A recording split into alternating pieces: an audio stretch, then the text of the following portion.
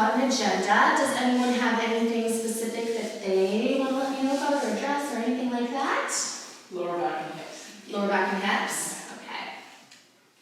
So does everybody know the cues for zombie, Superman, martini, airplane, halfway to a T, right? And then this one would be like 6 o'clock if we do that one. Sweet, that helps me.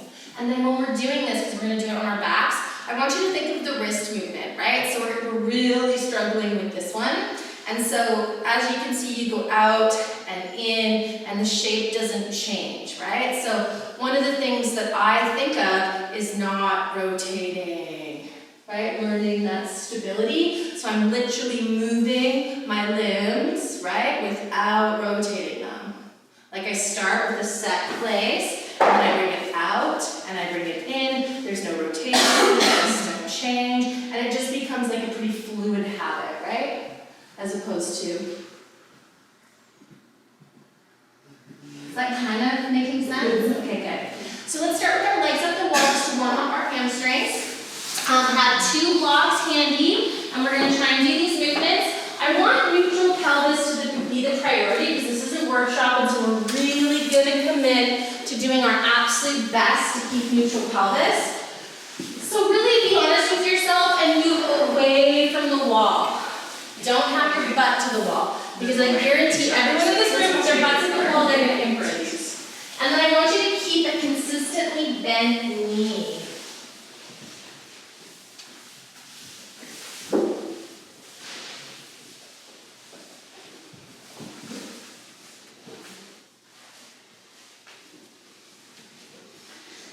And then we'll just start with a little bit of point and flex.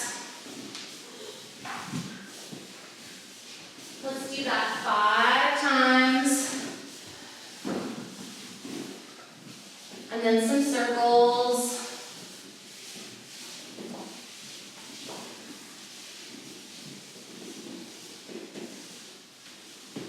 And then circles the other way.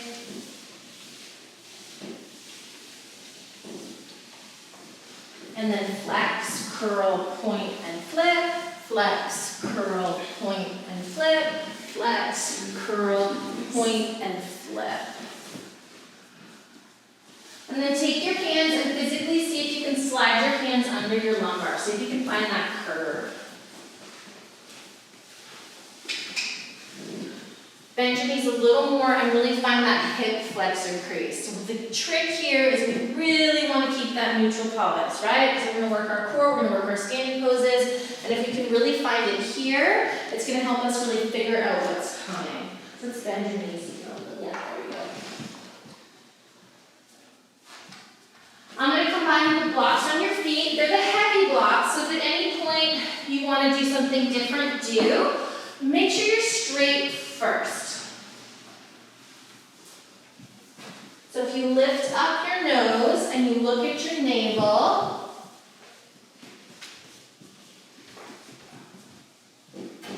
is it in a straight line? You see what I'm seeing? Habit setting. So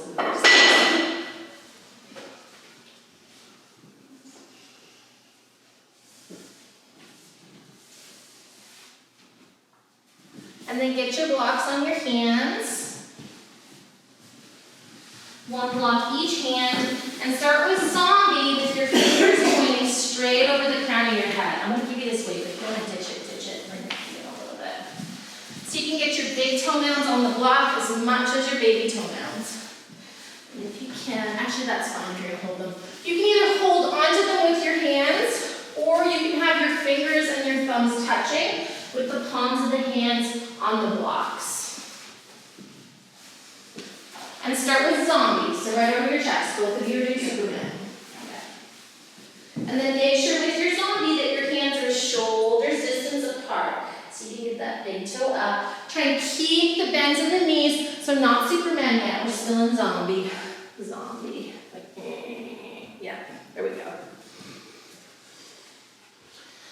From zombie, staying where you are you shoulders distance apart? Are your arms straight-ish? Are you extension, no tension? Maybe you can do a couple push-ups. Is your forearm at a 90-degree angle with the floor, meaning is it level with the wall? And then keeping extension, no tension, rotate your hands to martini glass. Looking for that 90-degree angle, looking for that symmetry.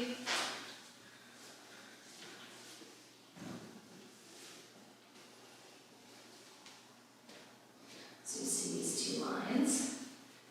You see how now they're creating that 90-degree angle. So you see how that's so wide? Good. And so if we go like this, you see how that's more than 90? See that? Good. And then to airplane.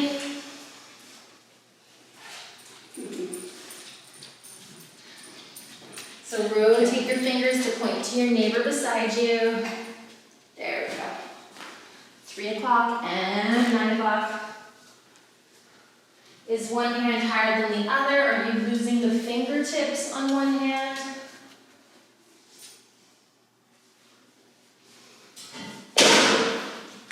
So right block is higher than left. So feel your shoulders. So listen, process, do, right? And then you have to ask yourself what is the right thing to do to correct that, right?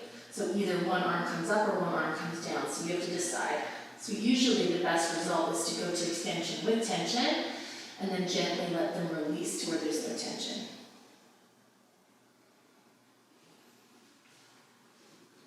And then from there, go to halfway to a T, piece of pizza. So now the 90-degree angle is actually on the top and bottom. If we can find it, it's a little bit more edgy than that. You did good in geometry, eh?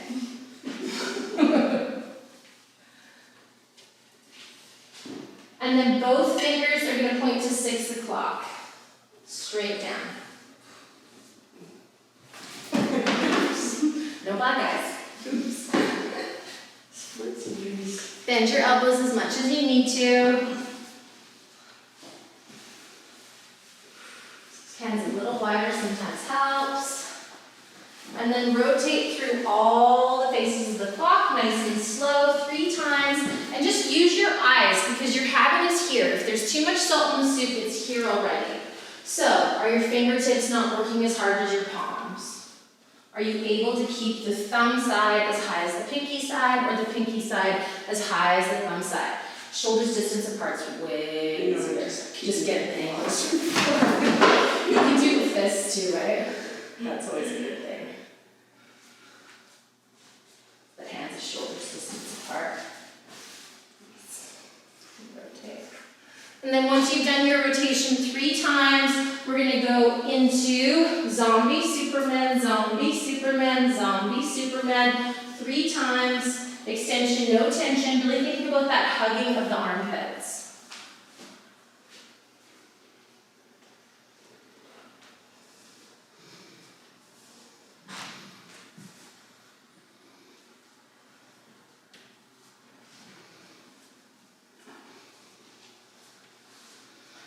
So remember your habit, find those fingertips.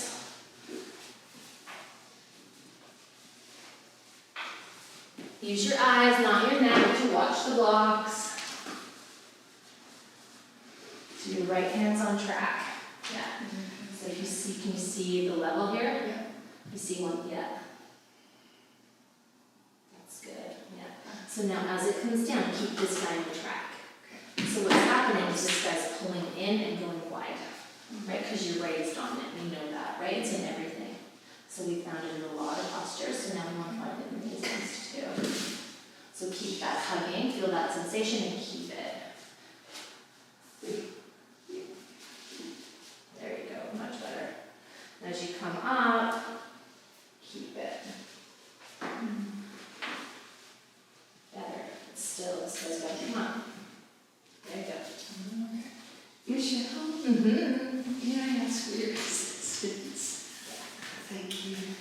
And then once you've gone up and down 3 times, you hold for a count of 3. then you come up, then you rotate to martini, you go up and down 3 times, you hold for a count of 3, and you go through all the phases just like that. You can always do it without the blocks, right? Yeah. So now hug those arms, lift those shoulders up. Yeah, so we're gonna come to martini, and then we're gonna go straight up. Now lift your shoulders up. Yeah. So you're lifting your shoulders up away from the floor, but the armpits are hugging into the shoulders. The shoulders are literally off the floor, no? Physically, yes. It's really hard. Which one are you doing? Now you're doing martini. So think of this. Why was I doing martini out there? Because when you come down, it comes wide. Okay. Yeah, so do you see your blocks? Yes. Do you see that there, if I took your block, you see how it's not? Oh. It's interesting. It's really tricky. It's a funny strength. Oh, are you okay? I'm way too ticklish. I was like, ah! Bring it up a little The bit. anticipation is bad. Yeah, totally. So I'm a big, heavy kettlebell. I'm coming into your armpits. Now lift your shoulders up. Yeah. Too much. Yeah. And then outer armpit lifts higher. So you feel how now your shoulders are active? Yeah. That's what I mean by lift your shoulders. Like it's a ball fitting into a glove, so the shoulder pushes into armpit, armpit pushes into shoulders. Now stay on track. So just think about the movement being at the wrist. Don't rotate the arm. Bring it straight up without rotating it. Yeah. And bring it straight down without rotating it. It's my new favorite torture. Straight up, but it is so good for your shoulders. Because I've had such a sore shoulder, and this is helping it. Yeah, it's amazing for stability. Getting rid So of we that wash your pain. wrist. What? So what I try and do, what I do is I get my wrist level with the block, right? And then I literally am just moving at the wrist. Because as you know for sure, that wrist mobility and the ability to move our wrists in all different directions. Well, mine isn't as good as it used to be. No. Really different. Yeah. So what we want to do is we want to, instead of letting it go back, get worse, we want it to get better. There you go. So which one are we doing here? Pause. So, there we go. Are we doing martini? Yeah. So come out and really use your peripheral vision. Now feel your wrist. All right? So we know what it feels like when our wrist and our arm moves, right? You can feel that. Yeah. Right? So you don't want to feel that. You're doing this, right? So we don't want to do that. We're going to go up and down without rotation. So find this. Yeah, and then go up and down without rotation.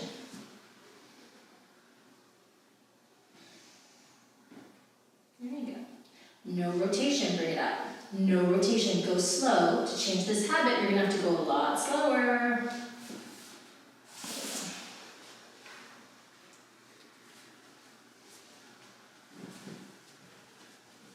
So going through all the phases of the clock, just 3 times, holding for 3 breaths. And so we do airplane, and pizza, then you can go through jumping jacks, so zombie, airplane, through all the phases, and then back up into zombie. I almost booked physio for this shoulder when I did this in the class the other day. And it's totally fixed it. I'll send you a bill for that, Chris. I was just thinking what you said.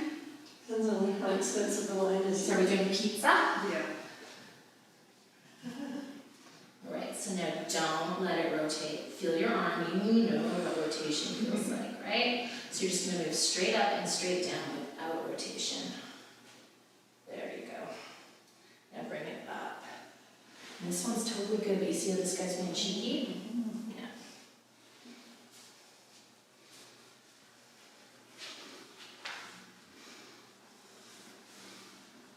And then once you've done all the movements, it's zombie to Superman, and then like you're doing a jumping jack or a snow angel, and then back up to zombie. And you can do that 3 times.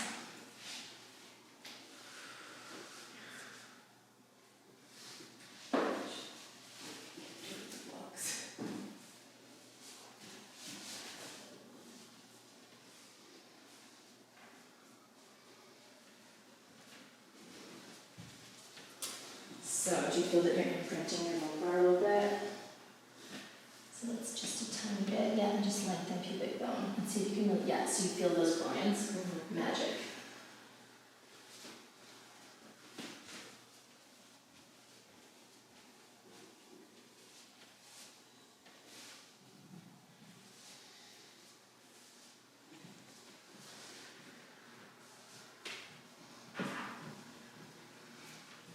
So does that face tell me what? Everything's hurting right now, Yeah. it's just work related. Yeah, but should you be doing stuff that increases the pain? Absolutely not. Yeah. So you're going way too far if that's the face that's going on your, you know what I mean? Yeah. Like, let's be, Yeah. what are we here for? We're here to heal. Heal it. Yeah. Not to poke it because it's mad, right? And you can, these movements will heal it, but too much tequila is going to make you vomit. Too much carrot juice is going to turn you orange, literally. That happened to Owen when he was a toddler. With the carrot juice, they turn orange. He It's was just, fully yeah, orange. seriously, I've been orange. I went through my little stage. Don't even get me started on beads.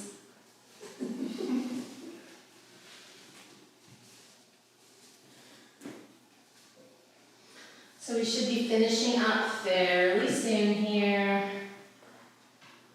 Pause. Yeah, you're getting the hugging, which is nice. And then we're going to go through all those stages, right? Like a jumping jack. So do you know what we're doing here? So we go zombie. Oh, okay, I was just going through again. Yeah, we don't want you to do that, we don't have time. Zombie to Superman. And then hugging those armpits. We're going to bring it around like a snow angel. And then we're going to bring it back around. And then we come back up through zombie. Make sense? 3 times. So we should be getting pretty close to our snow angels at this point.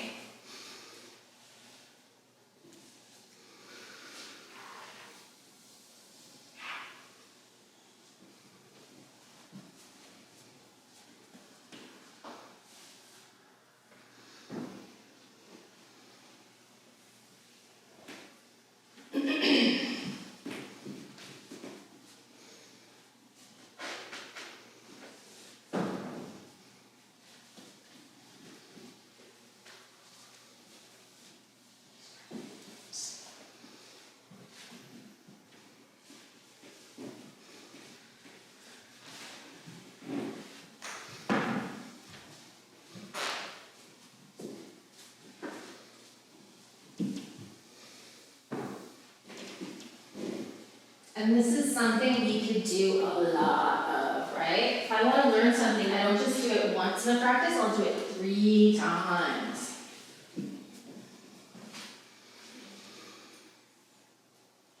What's the end game? It's the angel up and zombie?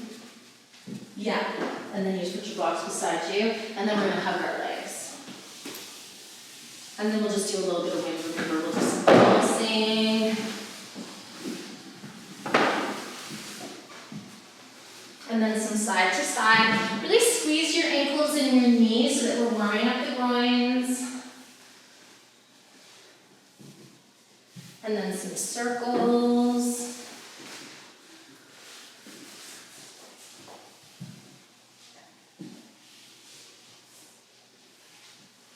And then we swap to interlacing and we change direction with those circles.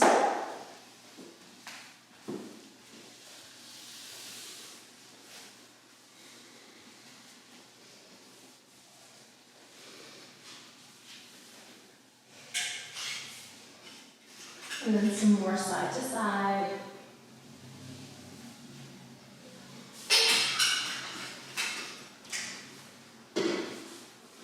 And then some more pulsing.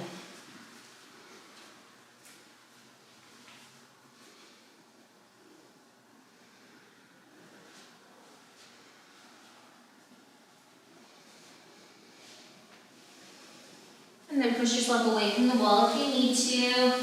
Let's look at, we're going to look at tensegrity series. So, does anyone want to throw a stab at what we used tensegrity series for? Joint stability? What's that? Joint stability? This past series we do, yes. We're gonna do a different series. Yeah, that's great for joint stability, amazing. Upper back to neck, shoulders. Anybody want to throw a stab at why we do tensegrity series? I feel like it's one of those things to get all the parts of the body working as hard as other parts. Exactly. Using your whole body. Yeah, totally. Yeah, finding a nice structure like a suspension bridge has tensegrity, right? So all the pieces are holding, and if one piece of that suspension bridge is weak, it usually rips in a different point, right? And it doesn't usually rip where the weight is, right? So if there's like a big, huge, heavy group of people here on a bridge, it usually rips down here, right? Or not usually, but that can happen, right? So that's kind of how I sometimes look at the body. There's a million different ways, but I find that to be a really useful thing because, oh, my knee hurts, but really we need to work on their left shoulder, right? And you really probably don't want to be poking the left knee because if there's a big, heavy weight right here and it's ripping here, fixing the rip is pretty hard. Moving the weight is a lot easier. And then you can go over here when it's not so, I'm gonna fall and kill all those people, and bring it together, right? So as far as like when I meet a person, I use this a lot for back pain. I use this a lot for knee pain and neck and shoulder pain. But it's not the ground level for those things. It would be for someone who already had very physical practice and was fit and was probably a yogi, right? We learned the basic core series, which is obviously a better fit. But the nice thing about tensegrity series is you can combo it with basic core, right? Because they're similar movements, it's just a little bit more jacked up. The tensegrity series is massive and huge. We're only going to learn the movements that I use the most in my practice, but we can always look at more throughout the months if we want to. It's just, there's just so many movements. But the thing that I find that is very helpful is trying to really make an effort to find a neutral pelvis and to find the rib connection. I would not put someone on a block if they had any type of low back pain, because I just think it's quite extreme. Or if they have a really hard time holding their legs up in the air. Some people really want to block if they've got super tight hamstrings or hip flexors, and if it works for them, great, but I would be super mindful of that, if that makes sense, right? So with the tensegrity series, we come on, and the beauty of a block is it gives us a couple of things. Number one, it gets us more ears over shoulders. It helps, right? Because it's helping us to find this rib connection and start to get like a little bit more space in this part of our body. So we can really feel when this pops up, because it's really harder for people to get that on the floor because there's not this space that they can actually root into. But just like anything, too much is too much, and so people do this, right? And then the pubic bone is way higher because that's a lot easier. So the trick to finding the right balance, just the right amount of carrot juice, is to keep the ribs, keep the pelvis, keep the shoulders from doing this, so that you're actually trying to maintain a neutral spine, right? We can have different arm movements. In this room, it's a very, multi-level class. So generally with people that are not great at keeping their legs here, and this is already challenged, they keep their arms here, right? If this is super easy, then we can add any arm we wanted to add, right? We're working on these arms, so we can add these arms if we want to. We could add height if we wanted to. But if we're doing this and we lose the pelvis and the ribs, or we start to go into the traps and the neck, then we would want to make sure that we go back a stage until we're nailing it, right? We don't want to sacrifice the body for the glory of the pose. It's the most simple yoga rule there is, right? We all know when we're doing it, we lie to ourselves, but we seriously know, right? At this level, we know. So we don't want to do that. We want to make sure that nothing is too intense, that we're listening to our bodies, that we know when we can't shake our head for no, we know when we're popping our ribs, and I think we really know when we don't have a neutral pelvis. So if it's hard to have a neutral pelvis on the block, what do? That's one way, yeah. Honestly, I think it's almost easier on the block sometimes. Yeah, but that is one way to play with it. Any other ways? Pull in your ribs. Say it again. Pull in your ribs. Yeah, floating ribs. Bend your knees. Yeah, that's exactly what we did at the wall. Bend your knees. What if it tugs into your back, or your neck, or your shoulders? What do? I feel it in my back. Get off the block. That's one thing. lengthening, great thing to do. Second thing you can do, how do you make it less? Putting your femurs into your pelvis. Yeah, bend your knees. You've got to memorize this, right? Every time we say pose, how do you make it less? You do less, you bend your knees, right? All of the core. Bend your knees more, bend your knees more. Put one foot on the floor, right? This we have to know, because if we're teaching beginners, we have to be able to answer that question. I feel it in my back, and we have to be able to answer in a split second, right? Does that make sense? So moving forward, we're going to know this, right? Good. Awesome. All right, they're in teacher training, so I have to make sure they get it, right? Because they're going to be teaching in 6 months. All right, so let's try it. Everybody has a block. Knees together, feet together, hands behind the thighs. Let's make a C. Let's come down nice and slow and disc one vertebra at a time. Coming down. We're going to lift up the pelvis. We're going to slide a block underneath the pelvis. We're then going to lengthen. We're going to find our ribs. We're going to find our arms. And we're going to bring our legs up to whatever we can, keeping the spine and keeping a neutral pelvis.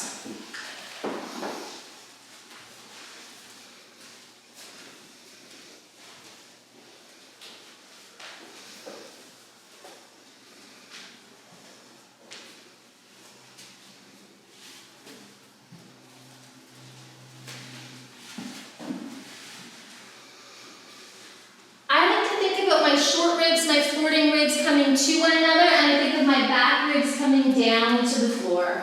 Think of the shoulder heads rooting, think of the arms rooting. Think about lengthening your pubic bone away from your navel. Pull those femurs in.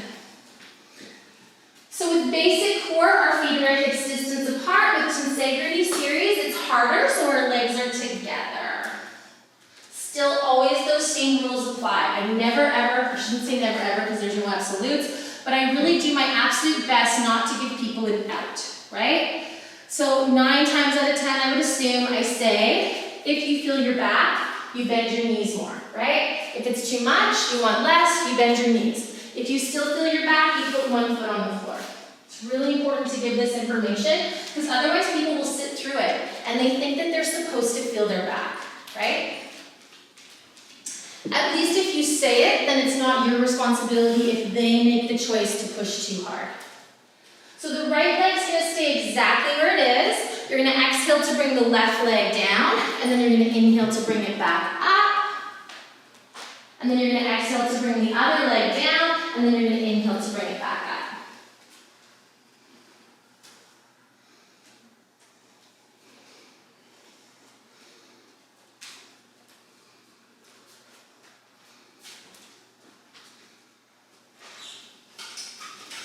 And we just go back and forth with our breath.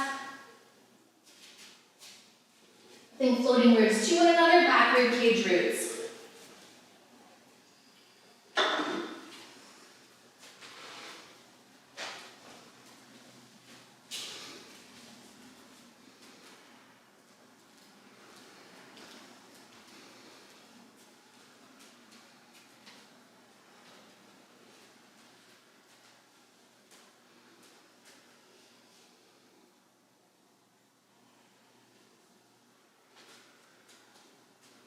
Let's do it 3 more times on each leg. Really think heavy sandbags on those shoulders.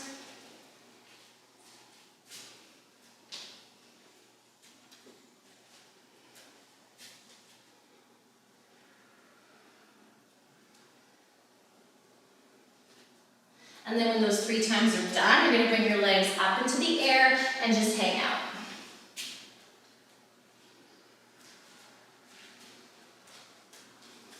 So do you feel that there's more weight on one side of your pelvis than the other? So how are you going to fix it?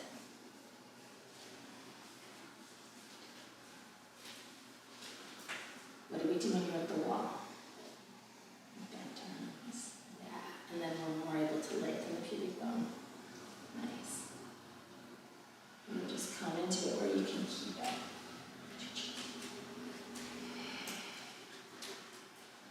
And then keeping both legs together, you can have your legs up in the air for a rest, or if you need more of a rest, you're going to bend your knees, and to be gentlest on your back, you're going to put one foot down, then the other foot down.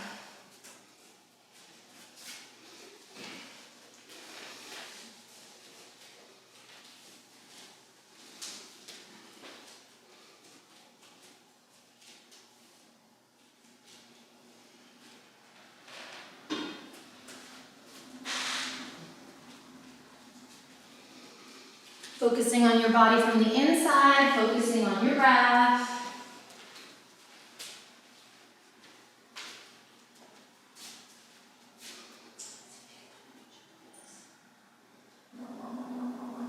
Without losing those ribs. So think of the hip flexors going towards the butt. You can feel that block, right? Can you feel that there's more weight in the top of the block or the bottom of the block? So when you're here on the floor, see if you can find that. And then see if you can keep the weight even on the block as you bring your legs up one at a time. Right? If your back's totally all good, go for both legs together, but it's much gentler to bring them up one at a time. If you don't believe me, try it.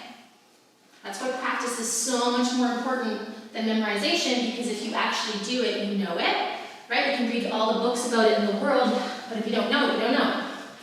So you don't want to read about swimming and then try and swim across a lake.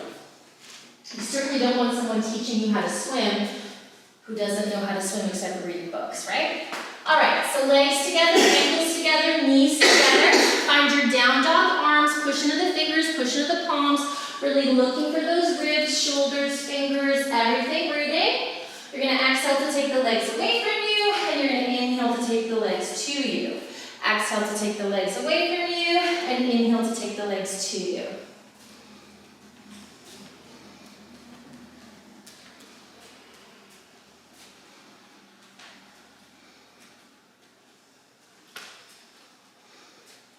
You feel how your neck isn't straight. Let me help you with some. There we go. My head's always tilted in pictures. Yep.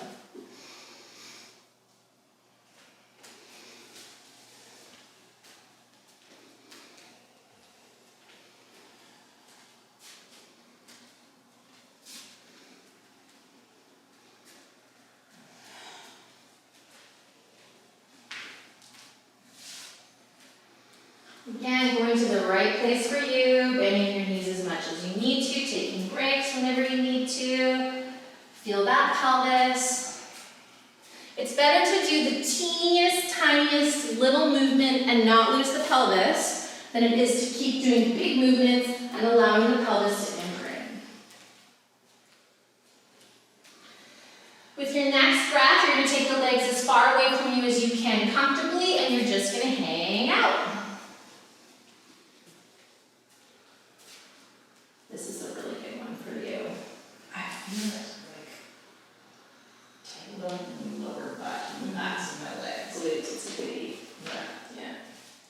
So again, it just nails whoever where they need it. It's a goodie.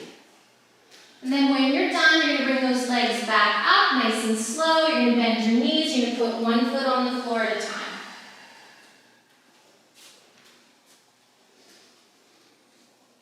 You don't need a rest. You don't have to take a rest.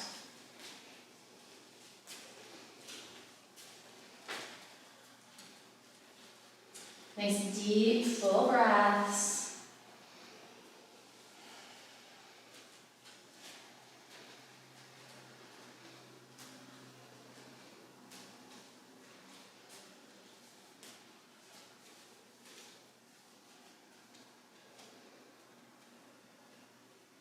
And then when you're ready, one at a time, bring the legs up for fun. If you want to try both legs at a time to feel the difference, go for it. And then getting your thighs as close to a 90-degree angle as you can. Knees together, feet nice and active. Legs are as straight as comfortable for you. And then the trick here is not to move the thighs. So if I have a dead beginner, somebody who's brand new, I'll make them keep their arms on the floor because the odds of them keeping their thighs are like 0. However, if I'm in a room where I trust that they're going to use their shoulders and I don't have to see their hands to know that they're going to use their shoulders, then I'm happy if they put their hands on their thighs so they can physically feel if those thighs are moving. They can put them on the front thighs or the back thighs. So either or, you can keep your hands on the floor, or you can put your hands on your thighs, whatever you fancy. And then you're going to exhale to bend the knees a little bit.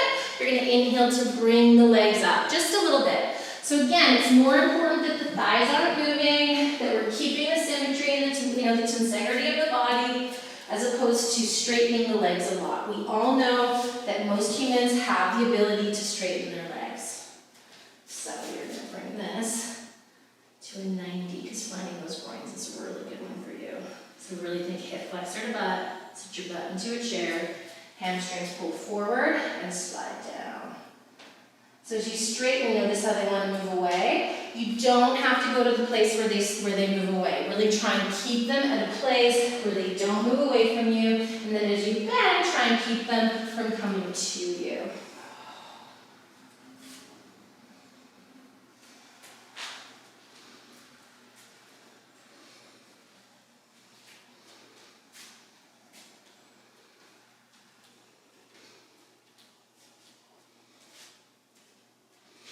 Bend to my fingers. So let me get a little lower abdominal. There we go. This particular pose, basically it's like nerve flossing, but it's also some leg nerves, so anything to do with your leg nerves. And then also it's amazing for the knees. Do 3 more and then bend your legs and keep your legs bent, but try and keep those thighs at 90.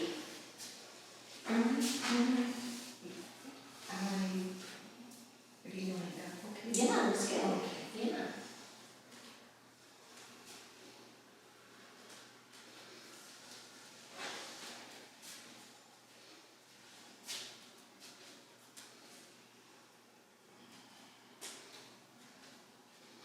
And then from here, we want to bend our knees as much as we can, bring our feet towards our butt, try to keep those thighs where they're at.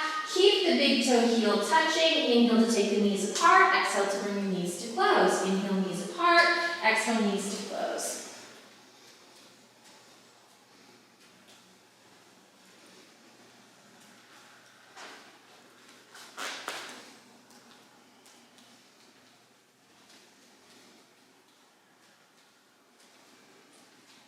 One of the tricks is to think about the feet standing on the floor, so the baby toe mounds are coming to you and the big toe mounds are going away from you.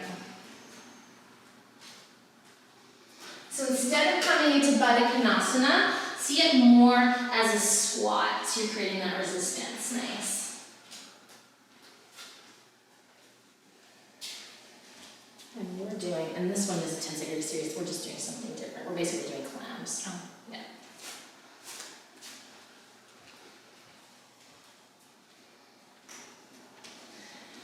And then we're going to open as much as we can and just hang out. So if somebody had a hip injury, what would you do here? Anybody?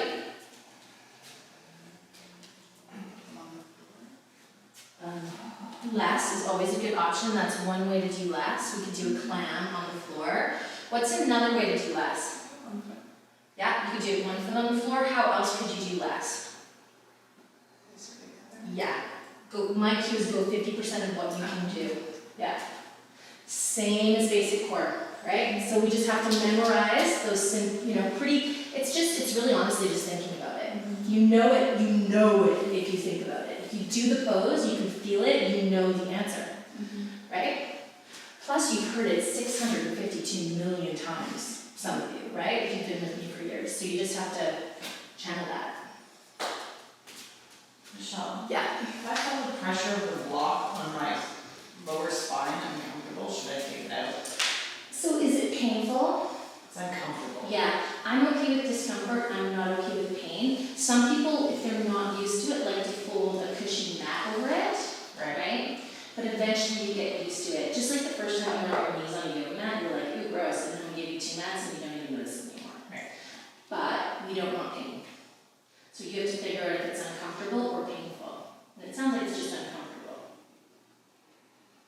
But you wouldn't want to do half an hour of it. No. Which we're not going to. If we were, we'd either go on the floor or add a little bit of softness. Okay. Yeah. And there's softer blocks too. Yeah. And then bring those knees together, and then one at a time take your feet to the floor.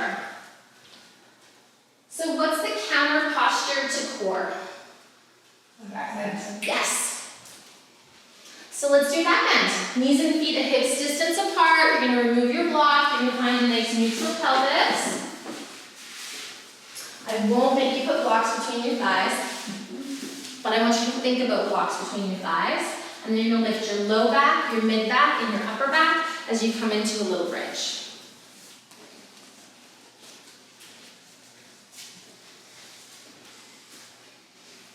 You can so many bananas and we're still getting it. We're prepared for the days. Marguerite says pickle juice cures it. She swears by it. Good for Marguerite.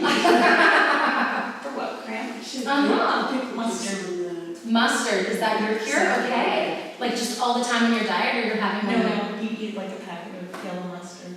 I think she's mixing it up with a dirty martini. Mm-hmm. But I love her.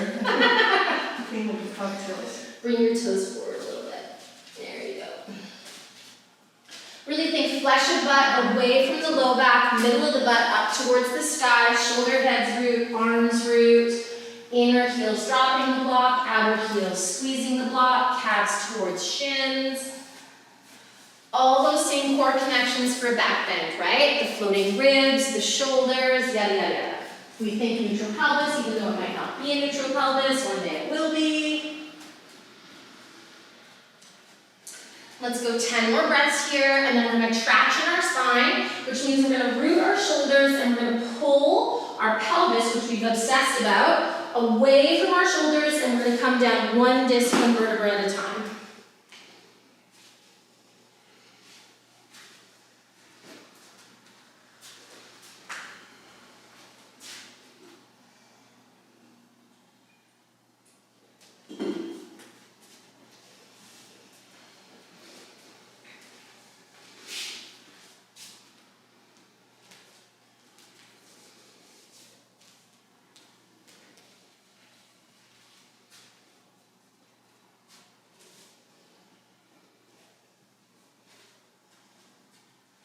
And then when you're done, you're just going to lie flat, palms facing up, and we'll do an open eye shavasana.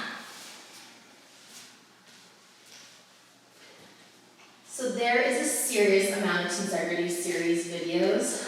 There's an entire yoga camp where I go to town on it. It's 10 days, and we videoed a lot of it. It's easy to find. It is there. So if it's something that you want to know more about, it's an extremely useful series. You're going to have to do it a lot. The only way we can truly get something is if we do it a lot. And there are so many different perspectives on what a lot is. I remember once I was talking to someone and they're like, yeah, I did a lot of Pilates, but I still felt my hip on the thing. I said, describe to me what a lot is. Well, I did it once a week for 6 months. I said, a lot is once a day for 6 years. It's perspective, right? Think about broadening from your nostrils, from the opening all the way up the bridge to the eyeballs. Think about your eyelids, having a little baby stick between them. Inner eyelids trying to drop the stick, outer eyelids squeezing the stick. And then think about blowing up your eyeballs just 5%.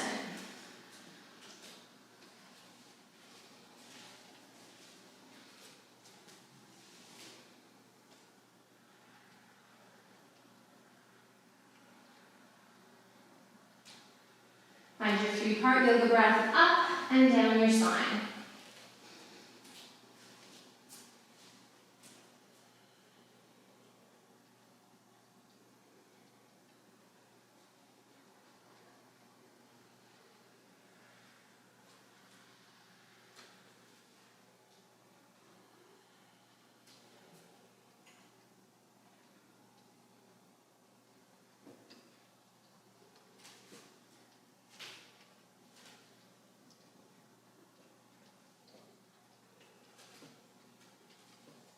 It's okay if the tears come.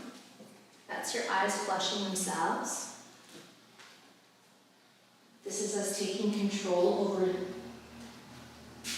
involuntary movement, something that we do automatically. It's something tangible, it's something we can do, we know we're doing because we can see when we close our eyes. We're doing it with our mind. Now imagine if we could slow down our heart rate with our mind.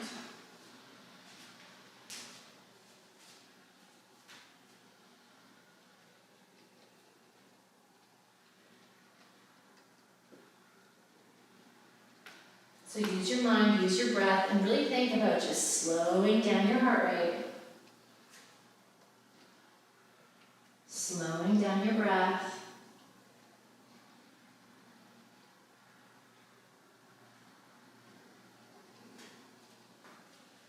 Let's take 10 more breaths, just like this, and then with control, we're gonna blink 3 times.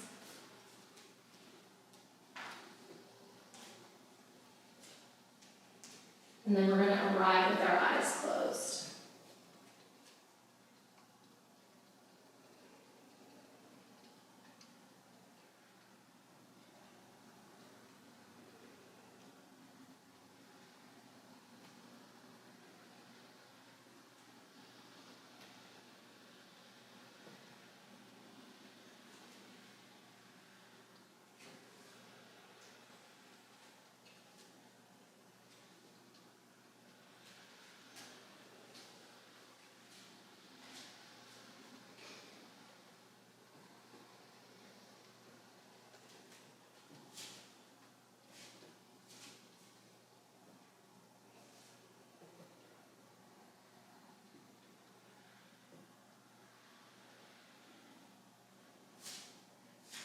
And then we're going to bend our knees, we're going to roll off to the side, and we're going to push ourselves up. All right, so we are going to look at the standing poses. We're going to take all the stuff we just learned, and we're going to put that into the standing poses, kind of like building blocks. So we're going to start with our foot at the wall, okay? So let's start everybody up and standing, baby toe edge of the foot at the wall. Let's start with our right leg at the wall. And then we're going to line our left heel up with the right arch.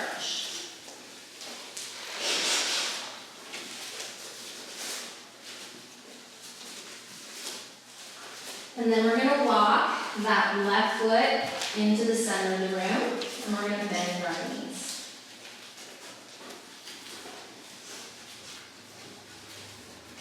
So there's 2 things that are like a little bit at risk that we need to watch for. Does anybody know what those 2 things are? That the knee is tracking the foot. Bingo. We need to watch our knee. We don't want it on the inside, and we don't want it on the outside.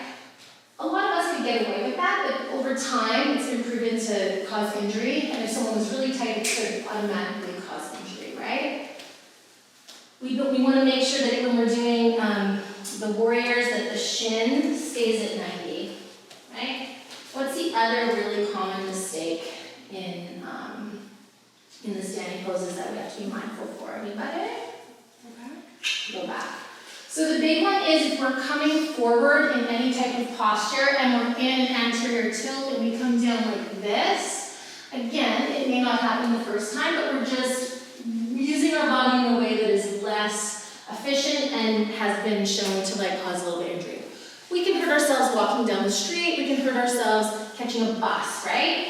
But if we plan on doing yoga a lot and we're here to heal, we just want to be mindful of these things, and as teachers, we want to make sure we're really watching that, right? So the first thing I always do is I get people to track the foot and the knee. So if my knee is tracking here, and I'm having a really hard time getting it to track my foot, what do you guys think I would say to someone? Bring the foot back. Yeah, one way is to bring the foot back, do less. What's another thing we could do? What's going to take this knee from here to here? Think Baddha Konasana, think number 4 pose. Yeah. Tricanters, externally rotate, lengthen from inner groin to inner knee to outer knee. Just try it. Bring your knee in, outer tricanters, externally rotate that leg, lengthen from inner groin to inner knee goes to outer knee. Makes sense, right? So if someone has a super tight groin, their knee likes to pull in, right? And as soon as I do that, I can feel that. And it's not super comfy, especially if I have that going on in my body. This leg is going to slightly internally rotate. So then we make sure our legs are solid. I always teach a bend in the knees before I go to the twist, because people think that the twist is the priority, and they forget about what's really important, which is the knee. Because if we're twisting and then coming down, that knee's going to get grumpy. So the priority here is the base, the foundation. That's going to be where we put most of our effort and alignment, and the twist is whatever we can twist without losing the base. And then we're going to think about pulling the hip flexor in. We're going to lengthen over. Here's where we think about the bulging, right? And we cha-ching, and we lengthen from hip to groin. So eventually we're going to open up our shoulders to the side of the mat. Hand can come down, hand on the hip. You think about a twist, left, back shoulder coming forward, front right ribs going back. We see if we can turn the gaze. So So I'm not looking for a full bent knee yet. Just a little mini bend in the knee. And then when we arrive, we can straighten the legs as much as is comfortable for us. So Teresa's going to stay exactly as she is, and we're going to very quickly pivot on our feet, heel toe, heel toe, heel toe, and come in.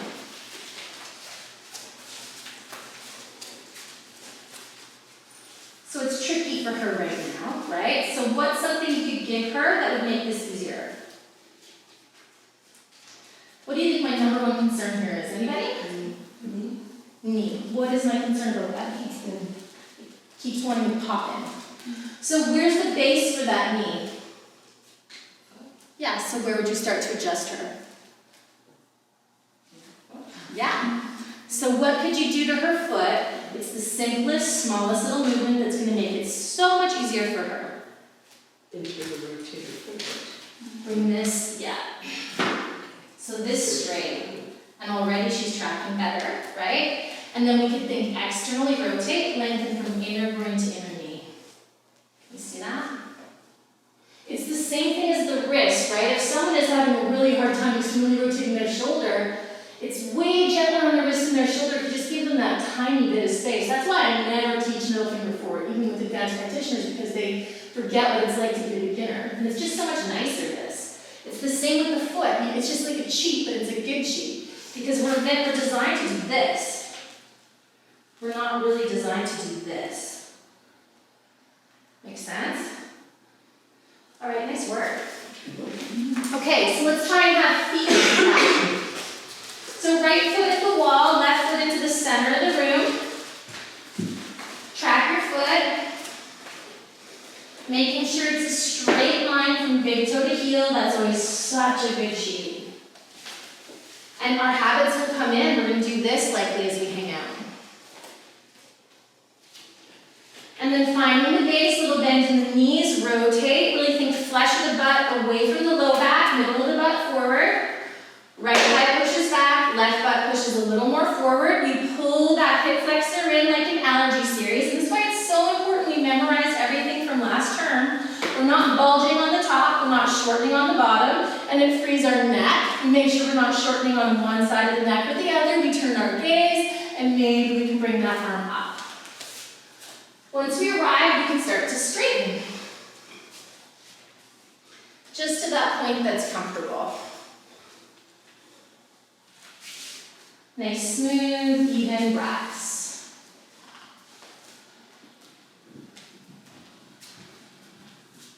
These ribs are so much better. Good series for you.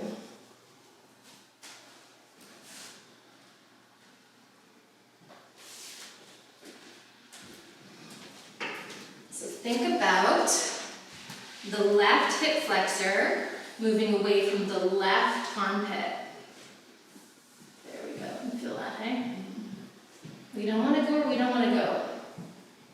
And then think about moving your left hip away from your right armpit. Cha-ching, the ribs down. Let's go 5 more breaths.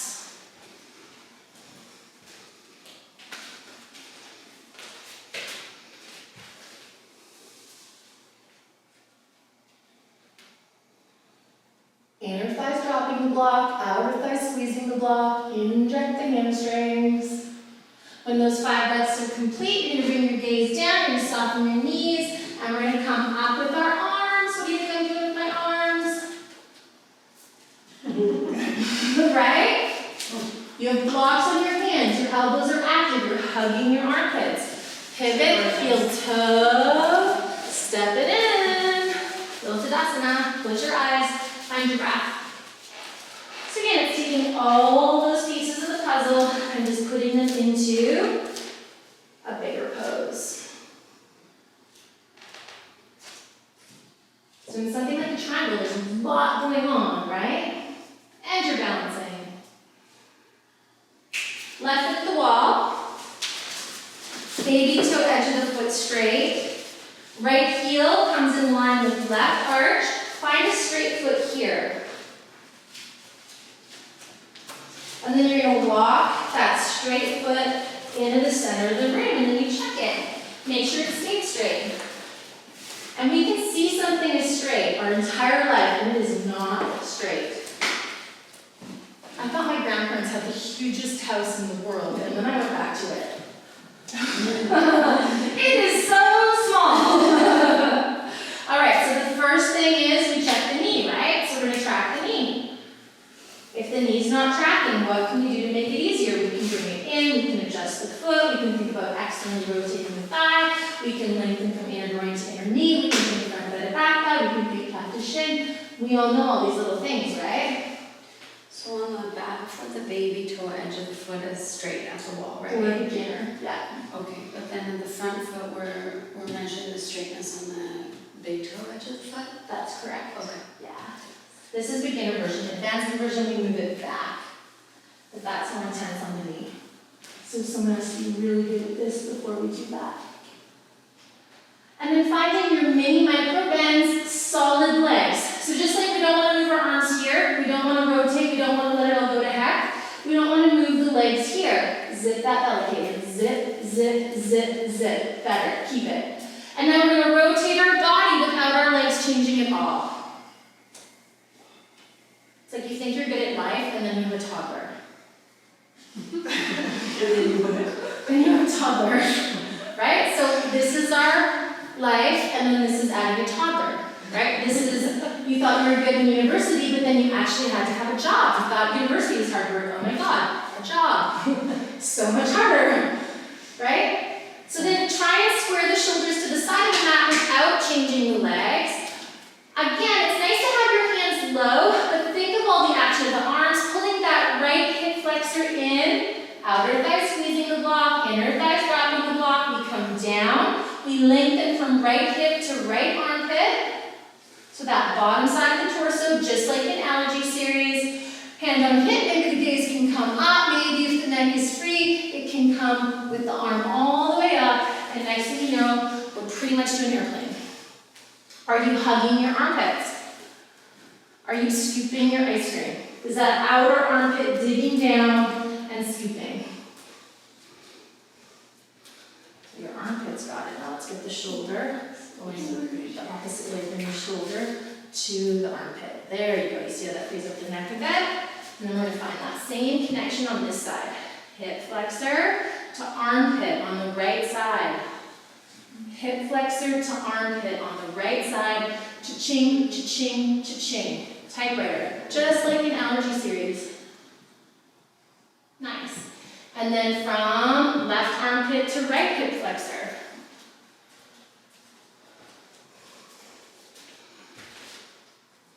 Good work, everybody.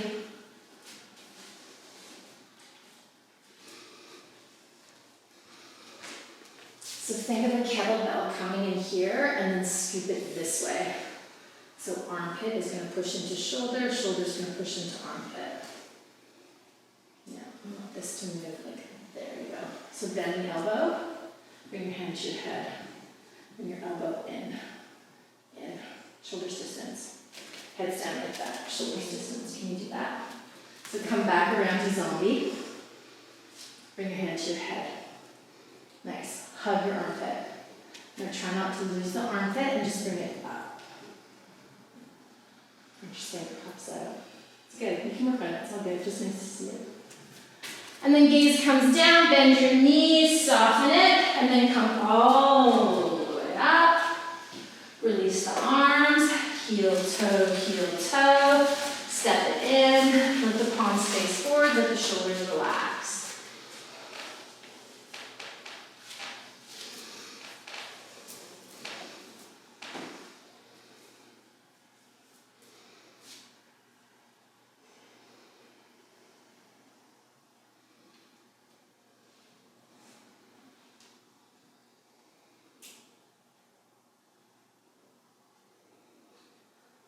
All right, so let's add one more little thought to this, okay? So triangle, coming into it. So we're starting to get this allergy series kind of rib cage where we're not popping and punching. You see the difference in that? So really trying to find this length and this coming down so that it's level, okay? And then we want to think of like zombie, right? Superman, airplane, so we're really scooping this armpit, right? And when I do that, my neck is just super free. If I'm like this, right, where my armpit is not hugging, that's as far as my neck can go, and I feel like a nerve or like something pulling from my neck all the way through my shoulder into my arm, right? And that's the nice thing about body awareness is we can feel this stuff. So we don't even know necessarily we're doing it if we don't feel it, but the nice thing about feeling it is you know what's happening, right? So it's like literally, like I think of like this, I think of a backwards, what is this one called? Thoracic part, right? I think of this rotation, and then I try and keep that rotation in my airplane. So this is my airplane without rotation, right? And it's tricky to do once you're in it. This is my rotation with. So just think about it, right? You can even do a little bit of this, but you can see, do you see the shoulder stability there, right? And you see how my neck just moves totally freely, right? And then let it go, and then just bring the arms up, and it catches for me if I lift that back armpit up. Anyway, food for thought. See what you can do. Right foot at the wall, left foot in line with the heat arch, right? And you're gonna walk it in. You're gonna bend your knees so it's tracking your foot. You're gonna find the stability in your legs. You're gonna do all the things you know to do because you've memorized it. Zipping your belly, fleshing the butt down, find your ribs. Pull the hip flexor in and come down over the leg to wherever we get to. Maybe you can do zombie. Really thinking about that kettlebell going into your armpit and hugging that kettlebell. Kettlebell pushing into shoulder, shoulder pushing into kettlebell to allow you to bring that left bottom rib cage around. And then from there, see if you can go into Superman. Keep scooping that outer armpit. See if you can go into martini. See if you can go into airplane.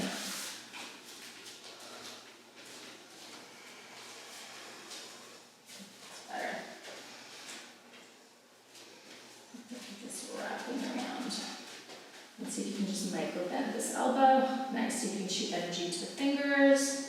Now lift out of the bottom arm. There you go.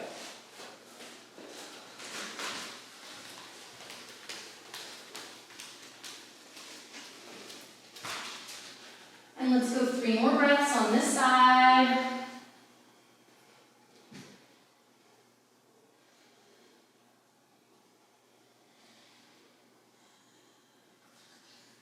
Gaze comes down, bend your knees, nice inhale to come up, find those arms, bend, pivot, heel toe. Let's go right to the other side. Left baby toe edge of the foot at the wall. Right heel in line with the arch. Walk it in. See if you can find a straight line from big toe heel on that right foot. Take the time to track the knee. Take the time to find your legs, then pivot the torso. Have you lost your heel? Has it moved out or in? Externally rotating the front leg, internally rotating the back leg, lengthening from inner groins to inner knees to inner ankles, to big toe mound across the toes. Back from baby toe mound to outer ankle to outer knee to outer trochanter's, and it wraps through the groin. We think about pulling that right hip in, so we bring that right torso over the right side of the leg. We can start to bring our hand down. And then find your zombie, because it's a lot easier to find that shoulder in zombie. Lengthen from right hip to right armpit, lengthen from left hip to armpit. Then maybe you can bring it into Superman. I have one hand down because it's so much easier, but it's up to you. Both are good. And then martini, scoop that armpit, and then a plane. And you're up. There you go. So that little mini micro bend in our elbow that we need to hold that block, right? Even if it's just energetic, find that bend in the elbow. There you go. Think of what you need to do when you're doing all your block movements with your arms. Find those muscles, find that connection.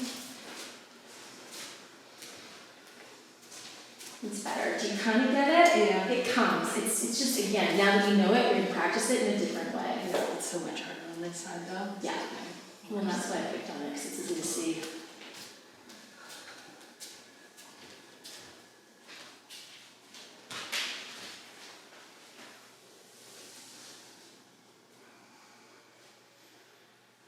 Let's go 5 more breaths here. So find those really, really solid, strong arms where you're holding your blocks. Bend your knees a little bit, come up. Without loosey-goosey spaghetti arms, release the arms, pivot, heel toe it until you can step it in and breathe. Big, beautiful breaths.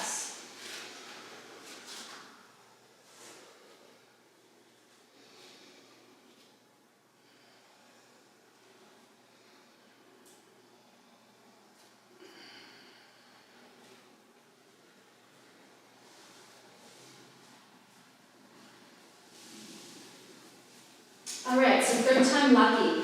Do the wall or no wall, totally up to you. If we're not doing the wall, we generally measure from the middle of the mat. We take one foot out, other foot out. We pivot on the front foot so that the front heel is in line with the back arch. We pivot on the back foot. And I'm just gonna bang this out real quick. So then, often we do a bind. Anytime we do a bind, we think of all those same connections, right? It's all about where you go. So at Martini, halfway to a T, piece of pizza. It's an internal rotation. I think shoulder heads back. We've done this a million times in class, right? Well, 652 million. That's my favorite number, but you get it. We've done it. So do it here. You sweep it around, and it just goes either to our sacrum or to our thigh. Makes sense? We've done it so many times. Maybe you haven't because you've been on vacation from yoga a little bit, but the rest of us have done it a lot, so we know it, right? It's tug-of-warring the wrists, the elbows, the shoulders, the hip flexors, the knees, and the ankles away from one another. It's so free. Like honestly, if you find that tensegrity, that pulling in different directions, it's just like, bam, it goes there. So when you're ready, you step apart. If you know that you don't have open hips, or you feel like you don't have like a ton of, leg strength, then just stick with the straight baby toe edge of the right foot. If you know that you can keep your knee happy and safe, then you just pick up your heel and you move it back. But you've got to be really good at inner thigh dropping the block. Because if my inner thigh is not dropping the block, it's too much weight on my inner knee. So I have to lift this right thigh up towards my outer thigh. If I'm pivoting. If I'm not pivoting, it's less risky, right? One gives you more of an T-band stretch than the other, that's why we do it.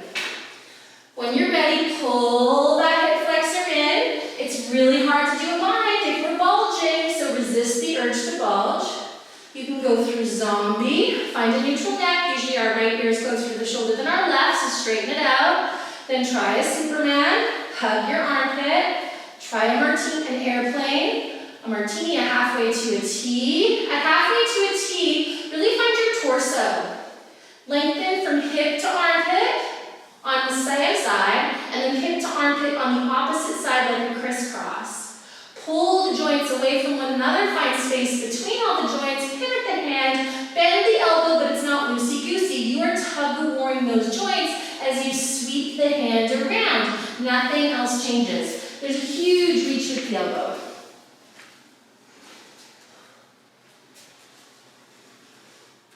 And we just take it to wherever it gets to. We keep thinking shoulder heads back. We keep thinking of the lift in the sternum. And you've got the space, you can come around here. Yeah, there you go. And eventually you get that thigh.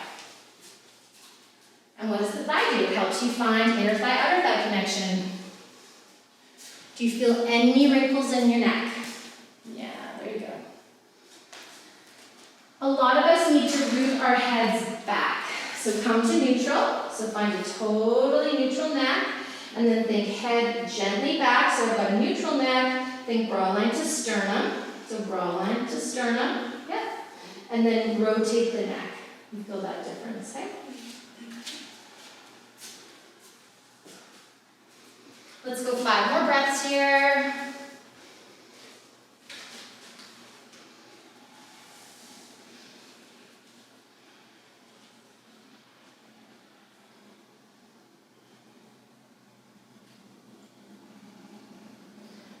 comes down, bend your knees a little bit, release that arm, sweep it up. We get a beautiful rush of like tinglies through our arms sometimes. We bring it up, we pivot, we're gonna heel toe, heel toe, heel toe to step it in.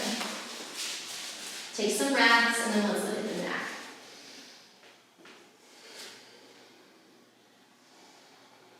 All right, so same thing. So we're getting a lot of turtlenecking. Does that make sense? Right, so we're doing this in life and we're doing this in our triangle and it's really hard to turn our necks, right? So shoulder heads back, armpits forward. So when we're here, we've got to physically think about bringing our head back into space so it's in line with our foot and our spine, because our spine is over our foot. So if my head is here, it's not in line with my foot. If my ear is closer to this shoulder, which is the tendency, because we're like, I don't want to go down, I don't want to go down, I don't want to go down. So we're shortening on one side of our neck. Hard to turn the neck, right? Head back like this, hard to turn the neck. So the easiest way to find the neck is to line it up with the foot. And then cut the right shoulder blade like that direction, which I would call in, and take the left rib back, right? Shoulder heads back, armpits lift, the usual suspects, and then next thing you know, the neck just goes, right? It's super free, but if I'm like this, it's really jammy. My forehead has got to slope down towards my chin. Does that kind of make sense? Let's try. Left foot back, right foot into the room. We started here, left foot, right foot. Use it while you need to. Pivot on the back foot, pivot on the front foot. Front heel is in line with what, Lisa? Middle of the foot. Middle of the arch, perfect. Right foot is in shoulder block. Find all those connections. Zip the bellies, that's a good one in this room. Pull that right hip flexor in, so it's easier if you don't let yourself go into a turtleneck. So think shoulder heads back, armpits, the ribs are over the thigh, but the head is also over the thigh. Bring your gaze down, line your head up with your foot. Then you could add the arm. You could go zombie, you could go Superman, you could go martini, airplane, halfway to a T. Really find the connections here. It's easier if you look forward at this point, but then make sure the neck doesn't pop forward with the gaze. And then pull those joints in opposition of one another and sweep it around and see if you can go for the bind without changing everything else, and the neck just floats up. Tuck that chin, Carrie. Yeah, there you go.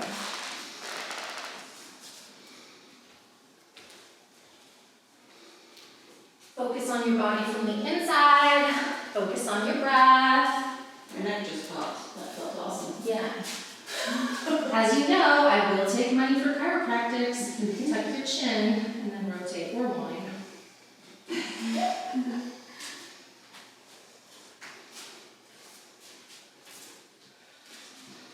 It's all the same story. Shoulder heads back, armpits forward, armpits lift up into the shoulders, shoulders push back into the armpits, the ribs are connecting. We don't have a neutral pelvis, but we're sure as heck using all the muscles that we memorized for neutral pelvis to keep the hips happy. If those muscles weren't engaged, that's not a strong suspension bridge. That's a loosey-goosey, not tight ropes suspension bridge. Nobody wants to walk on that part of the bridge with loose ropes. Exhale to bring your gaze down, soften your knees, sweep that arm up like an airplane, bring it up with super strong arms, pivot, heel toe in, until you can bring those feet together. Palms forward, shoulders back, find a neutral neck. Big, beautiful breaths.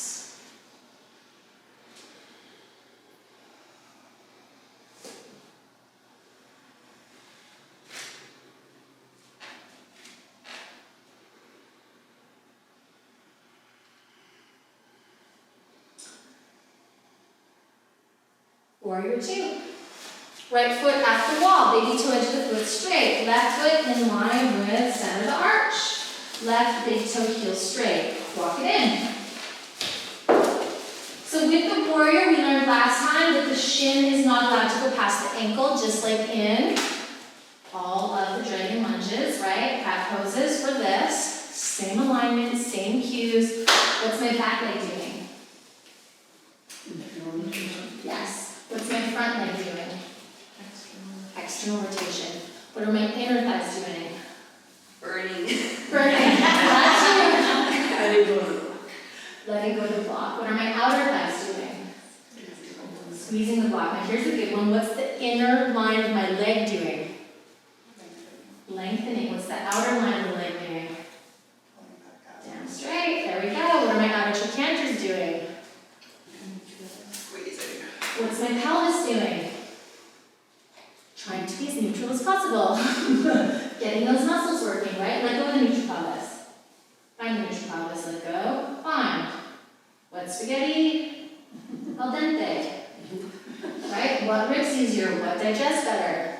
I don't know what the digestion part, but nobody likes loosey-goosey spaghetti, right? Alright, find those legs, bend that left knee for warrior, the knee and ankle stack. So it's like this, it's not like blah, but they're not going to get anywhere fast. They're not going to get rid of their knee pain doing it like this. I never push people to a straight shin, I just encourage them to get there. That's a good cue. Because they will feel those muscles the next day if it's really hard for them, and then they will think they're hurt, right? Because the difference between an injury and actually feeling muscle fatigue and someone that doesn't do athletic things, it's the same thing to them, which I'm sure you're really used to.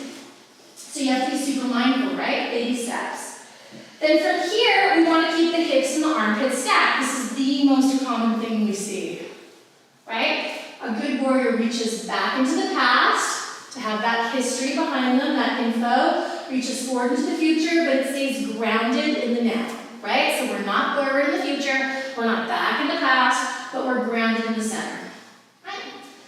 Legs don't move, arms come up, we try and line up our ribs and our shoulders to the side of the mat, and then we just turn our gaze. Beautiful. So you know the difference between injury and muscle fatigue. There you go.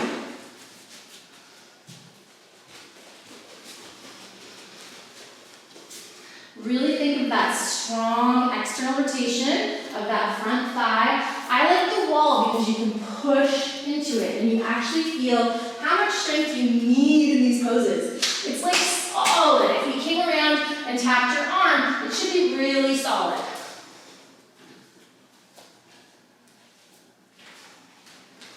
And sometimes it's nice to go up and down, making sure we're tracking. Keep zipping the belly, keep moving flesh of the butt down. Zip, zip, zip, zip, zip. And then straighten, pivot, heel toe. Swap sides. Left baby toe edge of the foot at the wall. Right heel in line with center of the arch. Straight line from big toe to heel. Walk the right foot in.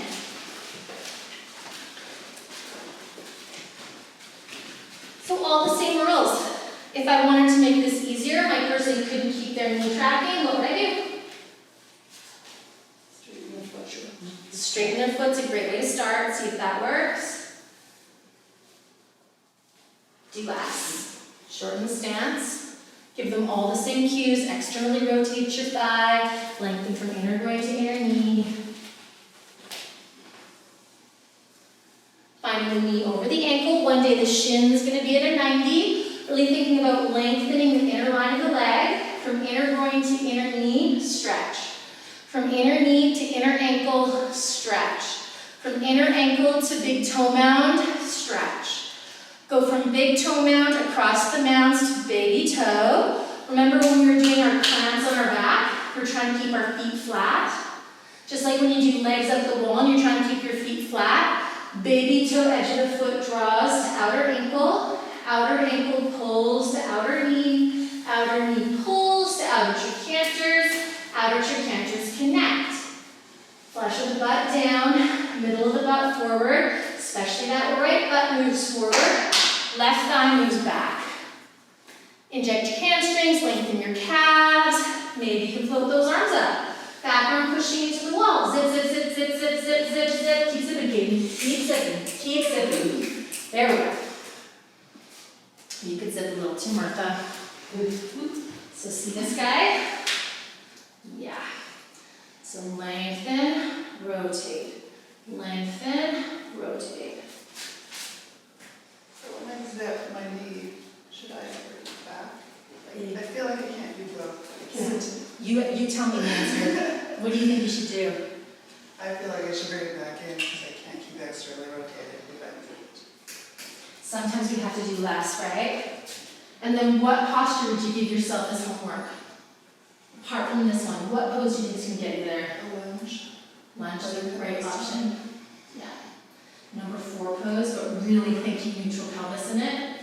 And any type of core. Yeah.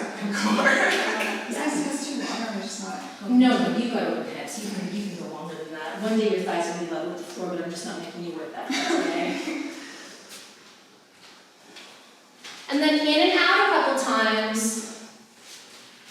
Tracking, watching that knee, using your mind's eye and your eyes. So know your habits, lengthen from inner groin and externally rotate. Even if it's a tiny little movement, there you go. And then pivot, heel toe, step it in.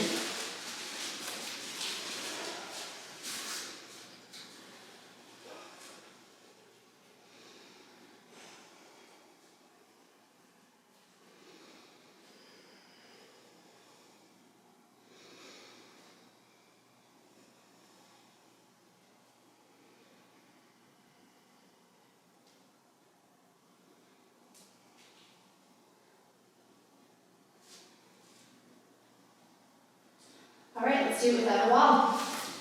Right foot, left foot. So generally we start in the middle, we step. I should do it proper. And then you can either have baby toe edge of right foot level, finding your heel in line with your arch. If you wanted it to be a little more intense, you could take the heel back, but not moving the toe mount. You square your knee, you fire up those legs, check, check, check, check, check. You know all of the cues by now. I can retire.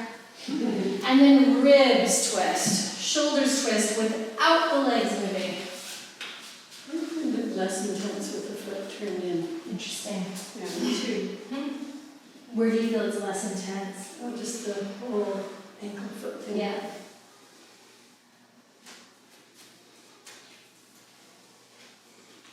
Bring those arms up.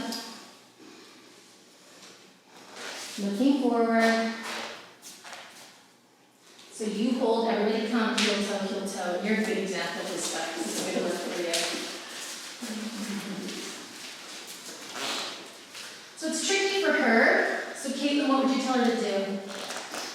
Externally rotate Yeah, the other eye. this one. Yeah. But that's super hard, right? So let's make it easier. Move that back. Yeah. And you know that, right? As soon as you're there, you can feel it. And now show us. Way better. And now she can probably internally rotate that thigh. There we go, now find this guy. Nice. Now think about this whole outer line of your leg drawing back. And can I just veer over to your toes for a second? Let's think of this pulling in. Now lengthen your inner groins. There we go.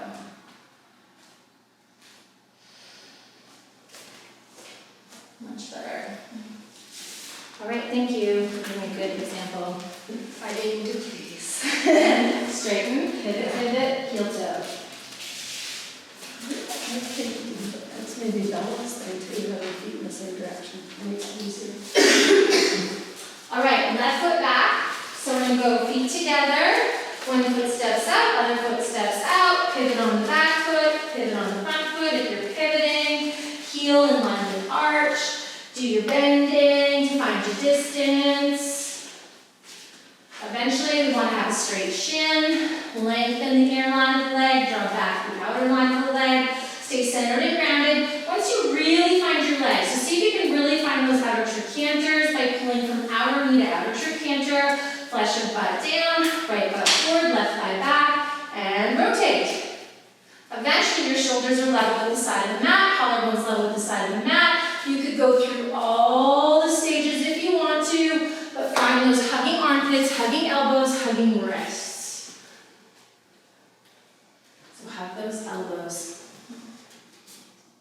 Hug those elbows. I thought you heard armpits. Armpits are good. With you, it's always elbows. That's so funny.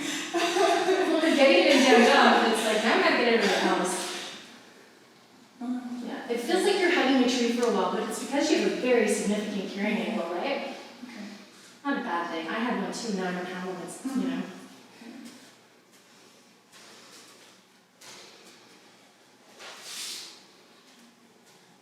Gaze comes over that front hand, and then we think armpits away from hip flexors. Ribs and belly, ribs and belly, ribs and belly. Push your ribs into me and lengthen the back rib cage up. Oh, and I can't breathe. I know. It's tricky. 6 of us have cousin of that. So we're going to bring you back just a little bit. We're going to reach back. So see her. Do you think she needs to reach back or reach forward? Back. Yep. Yeah, there we go.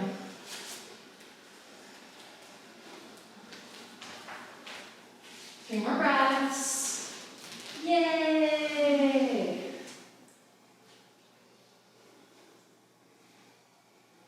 Now bring your gaze forward. Have you straightened out this leg, right?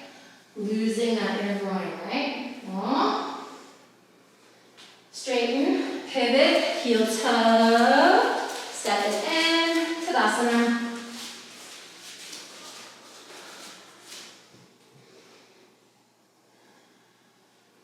Big, beautiful breaths.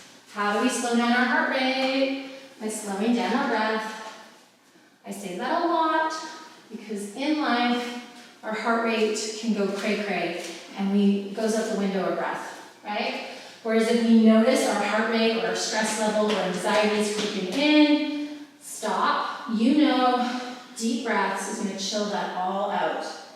We all learn chanting works too. But you can't always chant. You can't always hit a yoga class in the moment. So just knowing your breath is always there is part of the memory, right? Just making that a habit. All right, let's look at side angle. So it's a lot of, it's like a combo of the two. And what I really think of, like the 2 main poses that I think are really, there's so many poses that build this, but the 2 ones that I find most useful are number 4 pose, right? The ideas and concepts of number 4 pose. And, right, Superman, there's a lot of Superman in here, and allergy series. Right, so allergy series, we learned that we only really get to release our back if we're not bulging on one side and shortening on the other, correct? So basically, we're looking for a really nice warrior. The priority is not hand on the floor and forget everything else, right? The priority is to keep a really solid warrior, to not bulge on one side and only bring the hand to the floor when we're not going like this. Right? So we have to think of all of these really great connections that we just found. This thigh has got to push in, this thigh has got to go back. So the first place we start is here. Because this arm, it's a lot easier to get this shoulder, right? Why do we obsess on this structure? Why do we build our buildings like that? Why don't we build buildings like this? Right? Because this is a really good angle. It's really strong. It's stronger than this. Hold something really heavy like this, or hold something really heavy like this, and you'll learn real quick that this is a whole lot easier. So let that angle be super useful, right? We're going to pull our hip flexors away from our armpits. We're going to make sure we're not bulging. We're not going to be turtles, and we're going to find zombie, Superman, bam. Alrighty, let's give it a go. Yeah. Right baby toe edge of the foot at the wall. Left foot comes into the center of the room.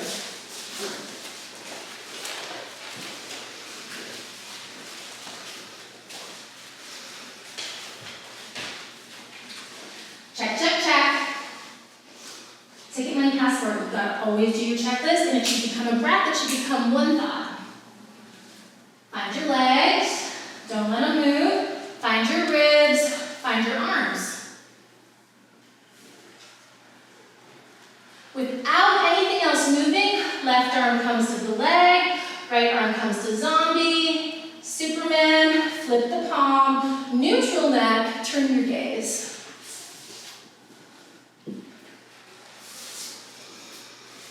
And everybody's breathing. So what do you think I'm going to say? Because it's a struggle, right? Yeah, bring it back. Yeah.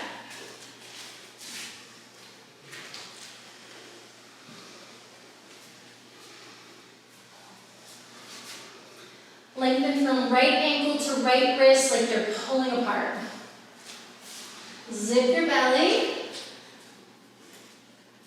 Right butt moves forward, left thigh moves back. Now lengthen as much as you can from your left hip to your left armpit. So it's like a tug of war. And as you tug of war on that left side, cha-ching the ribs down, down, and lengthen. Down, and lengthen. Feel that shoulder. Let's see if we can find it. So bring it through the zombie first. Nice. Now without this changing, see if you can sweep it up. There we go. There we go. And it doesn't have to go as far, right? But you feel that scoop a little bit? Just because you use those shoulders so much. Nice to get them to find different things, right? Any chance we don't do it anymore? Yeah, we just cracked a bunch. It'll take a minute. Gaze comes down. Fire up those legs. Find your arms. Try not to lose the legs as we come up. Pivot. Heel toe. Step it in.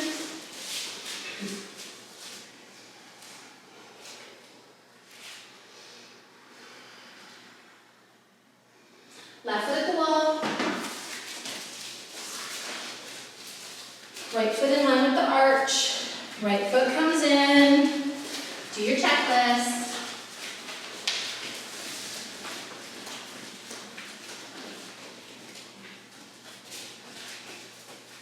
Really find the rotation, find the flesh of the butt moving down, middle of the butt forward, get those knees tracking.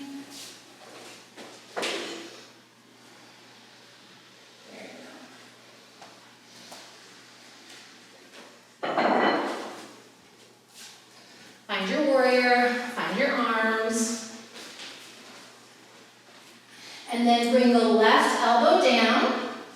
Sweep that right arm through to or whatever arm you're sweeping to zombie, to airplane. Usually the right ear is too high, so we gotta bring the left ear closer to the shoulder, and then we flip the palm. Are you turtlenecking, or do you have to bring your head back in line with your foot, and then turn the gaze? Nice, Chris. Yeah. We're gonna come back, forward. Now, don't let your shoulder hit your neck. Now sweep it through. There you go, you feel that difference? Because you're a shoulder eating neck kind of gal. Lengthen your neck. There you go, now rotate the neck. It's really funny, I've been saying this whole thing about not the neck thing, but then I honestly somehow thought of the shoulders eating the neck, and all of a sudden everybody did it. Sometimes you just need a different way of saying things, you know?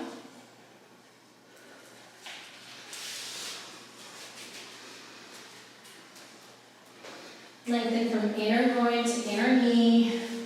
Draw back from outer knee to outer trochanter. And your foot should be here. Sorry,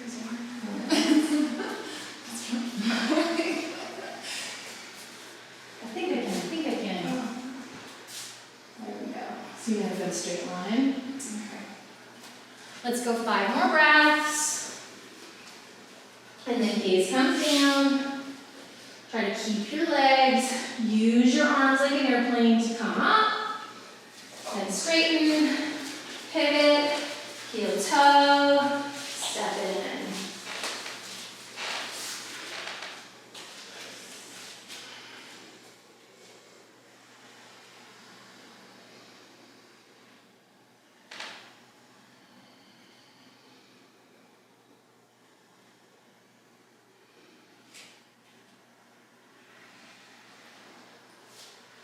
So last round, with or without a wall, you can take it deeper if you like, but the trick to taking it deeper is that this here is a line.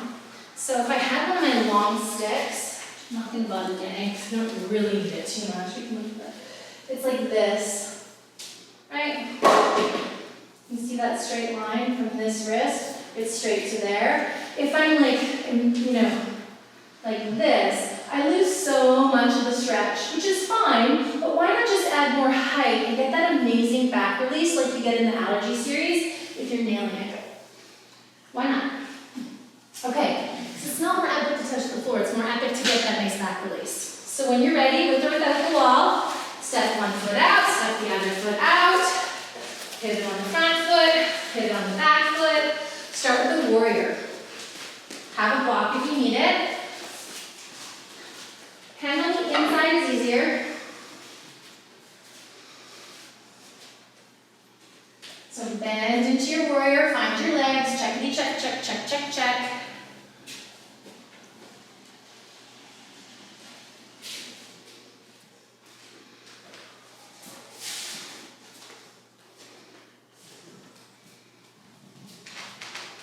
And then when you're ready, bring it through. So, see that? So if you bring it, yeah, it's just bounces so much easier when you do that.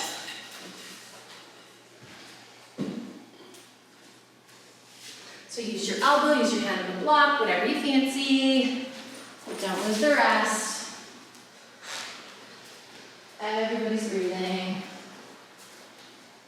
The shoulders are really nice, the neck is perfection. You feel it, hey? Yeah. And here we're really getting this not to bulge, which is so great. You know I was totally locked after both my kids, hey? Yeah.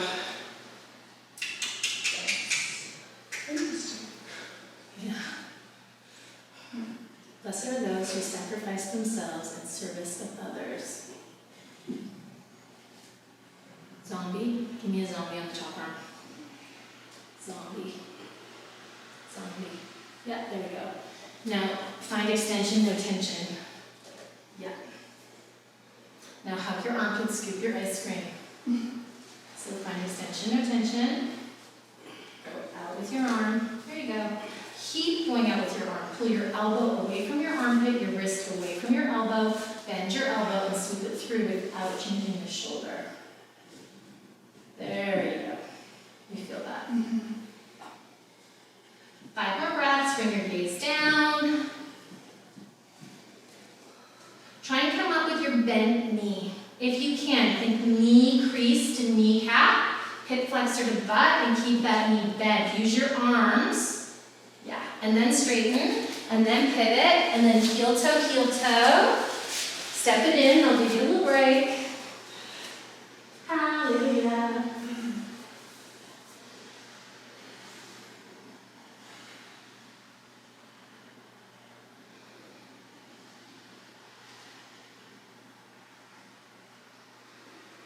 And then when you're ready, one foot out, other foot out, pivot on the front foot, pivot on the back foot.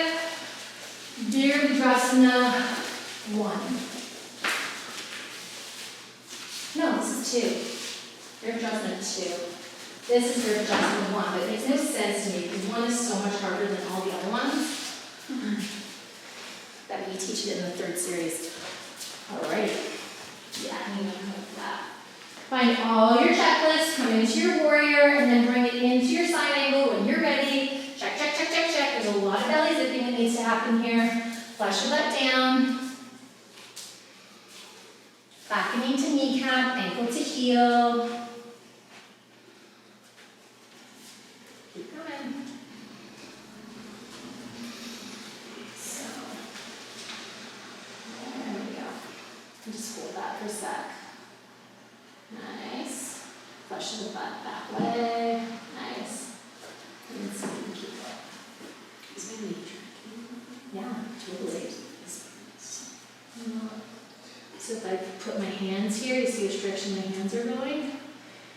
Yeah. Do you see which way your foot's going? Oh, since that is this. It's all of it. This is the knee, right? Right, this just seems quite off in that direction. So, I'm holding the kneecap. Same way. Sometimes we see things the way we see them because that's how we've always seen them, right? Sometimes it's hard to see them a different way. Does that make sense? Looks good to me. Trust the journey. You can't be at the top already.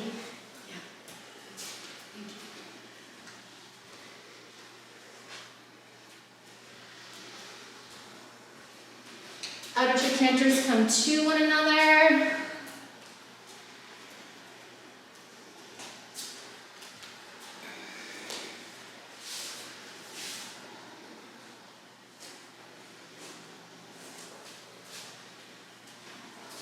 Five more breaths, and then gaze comes down. Really find your arms, that's better. Not too tough for shoulder too. Nice. Keep the knee, keep the knee, keep the knee. There you go, man. Nice legs. And then coming out, take a nice rest.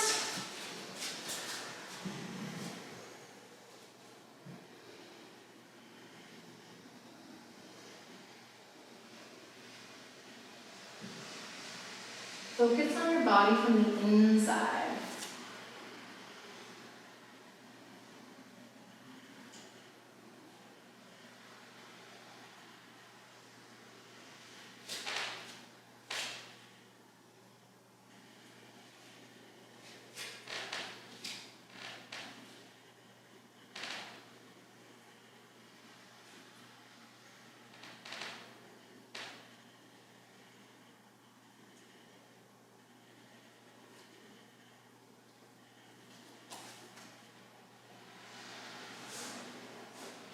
So I usually teach standing poses in the fall because they're really good grounding postures, and the holiday season gets so crazy, right? And so I always kick up my standing poses practice in the holiday season because there's two areas that we hold family trauma: shoulders and hips, right? And so here we're stabilizing and strengthening our shoulders and our hips, so when those awkward conversations come over too much wine or whatever, we can be grounded and not just be like blah, blah, blah, blah, blah. So work through it. I just right? avoid my family, that's how that works. You just avoid them. Sometimes that is the best way, unfortunately, right? We do what we can do, and then we don't do it anymore. All right, so let's look at Biker's Medicine series. And we've got time to do the whole thing, which is awesome. All right, so we can do it on blocks or bolsters. Today we're going to do blocks because they're generally more accessible, right? Not every studio has bolsters, but most have 2 blocks per person. And if they don't have them, you can always bring them. So let's start by sitting on 2 blocks.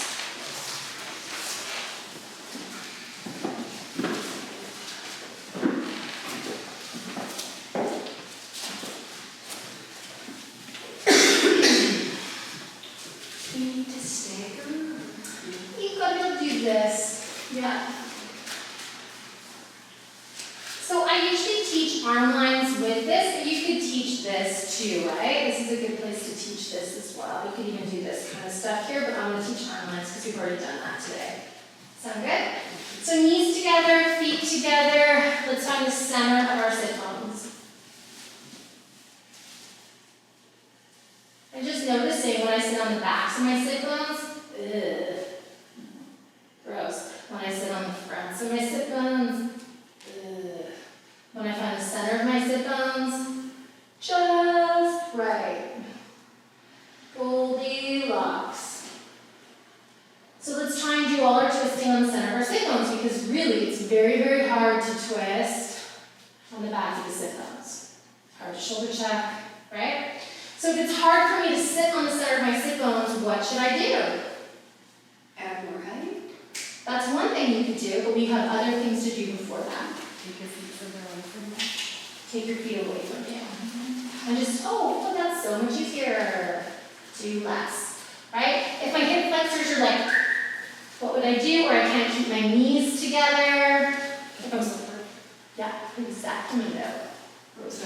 Feet hips distance apart is easier and is less intense, right? So personally, I would say feet away, but keep the legs together first, and then I would say feet apart, right?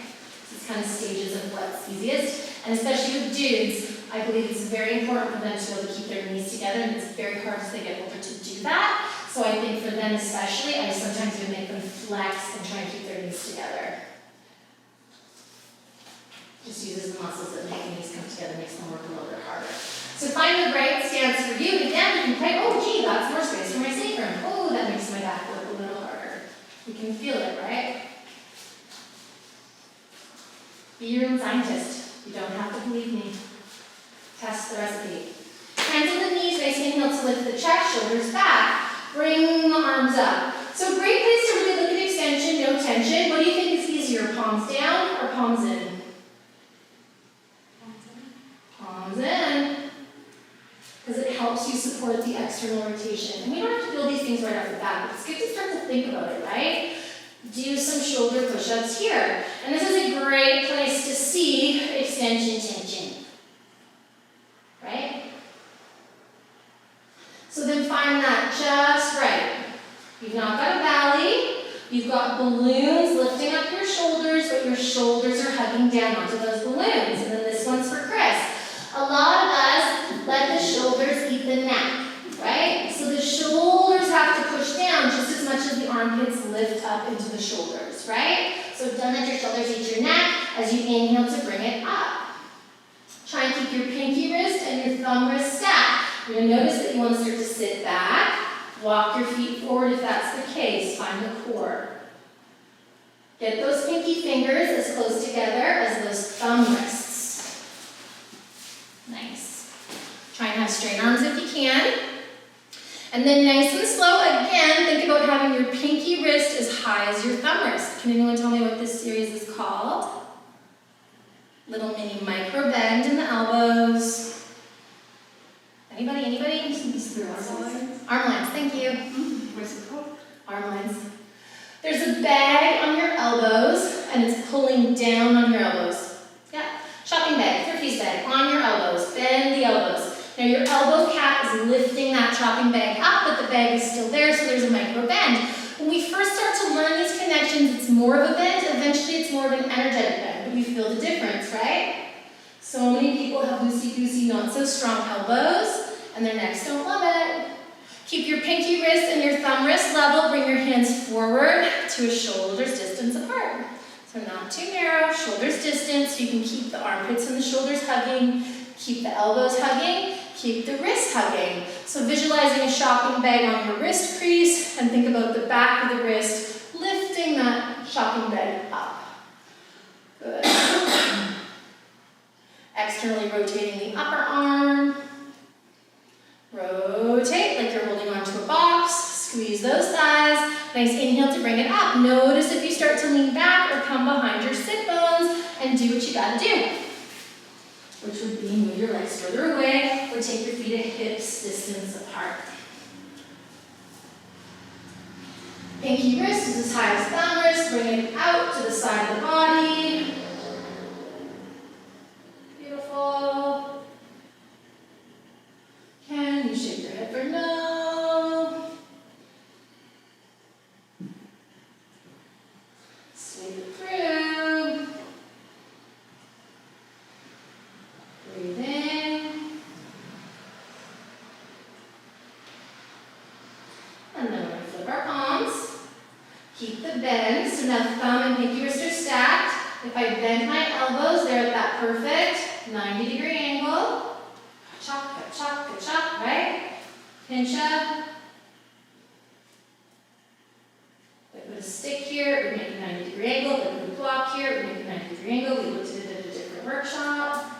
We're going to backhand it out, nice and slow, keeping the bend. Use your peripheral vision to move equal distance, equal speed.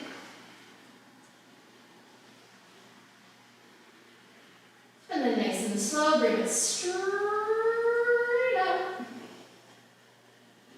Pinky wrist and thumb wrist, equal distance from the top of your mat. So you can lift your toes. Are you leaning back? That's your stuff. And then nice and slow, bring it down. You'll have those shoulders are eating your neck, Chris. It cramps at the outside of my groin when you want to flip over. Yeah, so 2 options, feet away or feet apart, feet in. No cramping. Gotta try that Mustard trick, we'll see, I'll try it. Flip, backhand it. What's the mustard tree? For cramps. Eating mustard? Little yellow mustard pack. Nice.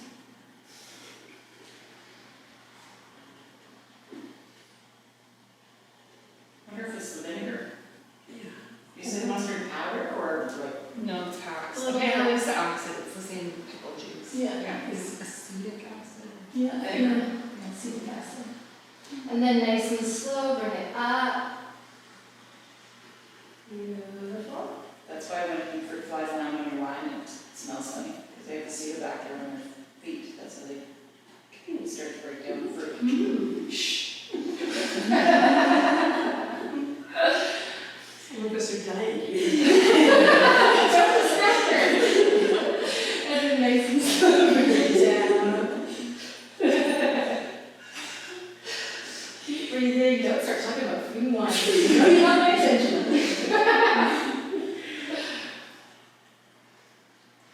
And then let those hands come down. Let the knees come apart, but keep the feet together. Hands on the thighs, nice inhale, shoulders back. Start to come forward. Maybe your fingers come to the floor. Really lengthen the spine, but then just give yourself a chance just to let it kind of hang a little bit. Nice deep, full breaths. And I mean, there are so many variations. I've been teaching this for so many years. Sometimes we lift the heels, sometimes we lift the toes in the heels, right? Like sometimes we grab our elbows and we come down, keeping a nice straight back. There's just so many ways. But today we're going basic. Let's go 3 more breaths here.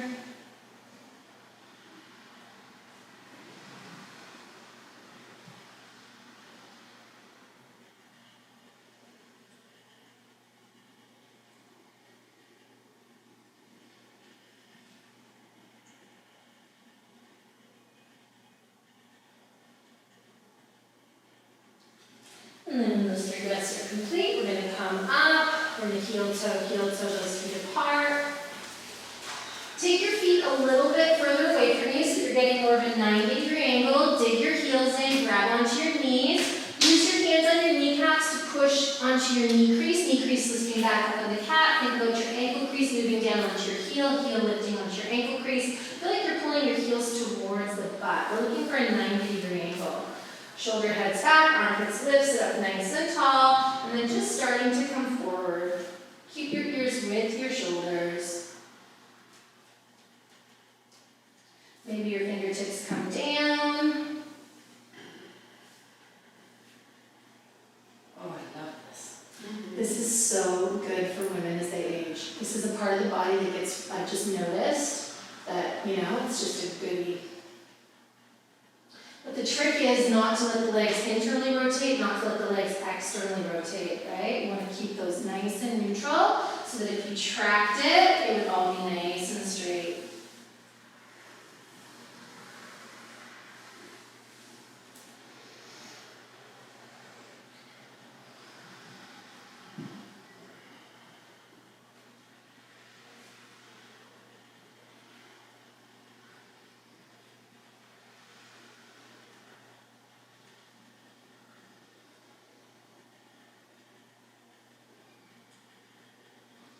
Let's go 10 more breaths here.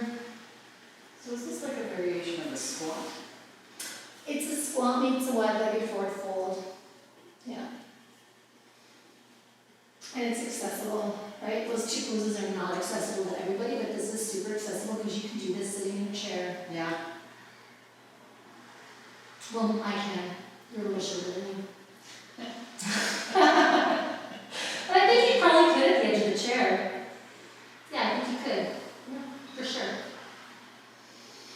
And then when those 10 breaths are complete, you're going to come up. Great one if you're in an office or a desk or a car or whatever. Walk in. All right.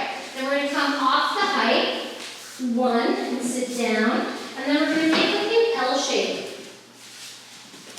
So this is the shape we're looking for.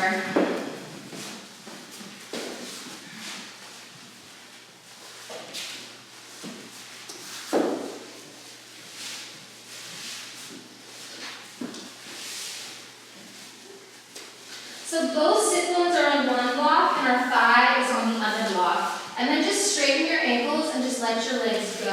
and you figure out, like, especially on a loosey-goosey, body that doesn't engage, you can see why we would use a block, right?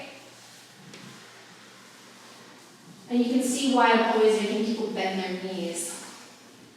I really think support's a great idea in forward folds for like 95% of the population. All right, so you could put the support somewhere else too. Where else could you put the support if you only have one block?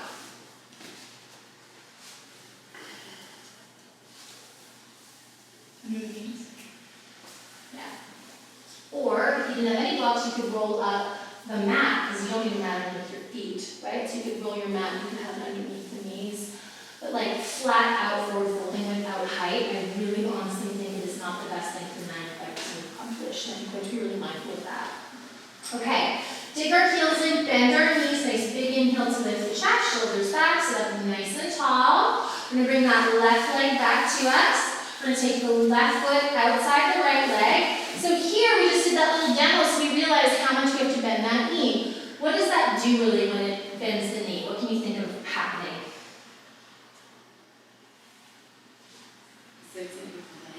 Bend. Zigzags the legs, engages the muscles that support the joints, right?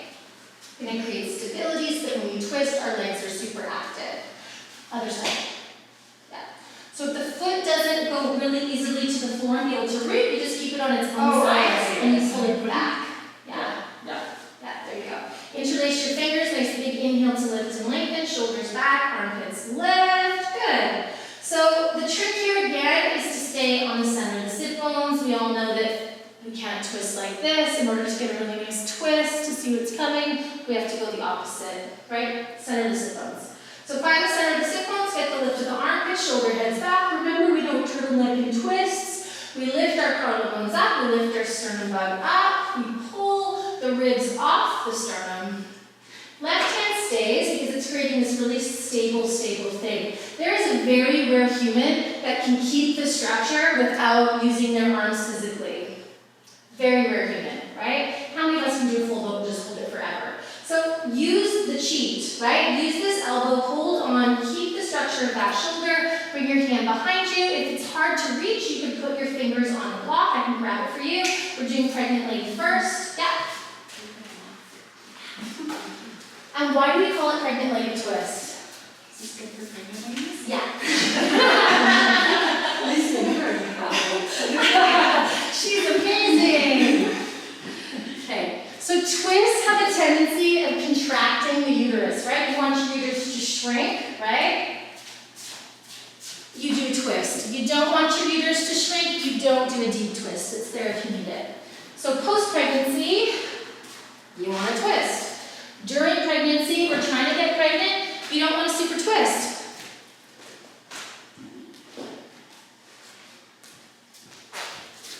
But you do want to get the shoulder released, right, if you're pregnant, because it's really nice. So this is why we do the pregnant leg twist, because it's not twisting the abdomen, but we can get the shoulders. What would we do if we wanted to get more upper back? Elbows. Yeah. We'd reach our elbows away from one another and away from the armpits. So the armpits would lift up, the armpits would pull apart from one another, and we'd reach our elbows away from our armpits, away from our spine. Everybody get that? You want to get more shoulder. Which joint do you think you find? More trap. Try taking your left elbow to the inside of your left knee. Still find the structure. Right hand's there, so you've got that stability. And then think about the wrist crease moving towards the wrist cap. And lengthen from left hip to left armpit to left elbow. And does anyone feel that when they're trapped, their left shoulder more? If you don't, it's okay. It's just, it's a map. Not all of us can pull all these joints apart. Right in here. You're feeling it right in there. Walk your foot further away. Yeah, there you go. Is that going to ease that a bit? So good question, right? What did she do? Just like in the prep pose, she moved her way. Do less. Come back to center, interlace your fingers, nice big inhale to lift and lengthen. Right hand stays. So this is where we can really start to get digested. twisted, which is why it's not great for pregnant ladies. So we have to twist really slowly, and we have to think of the lower abdomen. We literally pull this left abdomen and slide it and tuck it in at an angle underneath these ribs. So again, you want to have your stake here, right? You want to have that structure support. Left hand comes behind you. Big inhale to lift and lengthen. It's hard to lengthen something if it's down here. If we pull it up, then we can really refine where we twist it, right? So start at your lower abdomen, think side angle, Uddiyana Bandha, so belly pulls in at a side and wraps up and tucks underneath the left ribs. You twist that lower abdomen. Then visualize someone's hand on your back right rib, just below your shoulder blade, move that forward, left front rib moves back. And then the shoulders are interesting because for some reason we want to change their shape and we just go and this left shoulder head comes forward and then we can't move our necks. So really think shoulder heads back and then think about moving sort of from armpit to kind of just where your shoulder blade is and move that forward, move the higher ribs, left chest back, maybe the elbow comes around. And then the gaze will follow. Staying right on the center of those sit bones. So this is where we tend to shorten on one side. We shorten generally from right hip to right armpit, so really lengthen on that side. And we tend to lean into our right butt cheek. So see if you can find the weight even on both butt cheeks, and then see if you can twist a little bit deeper.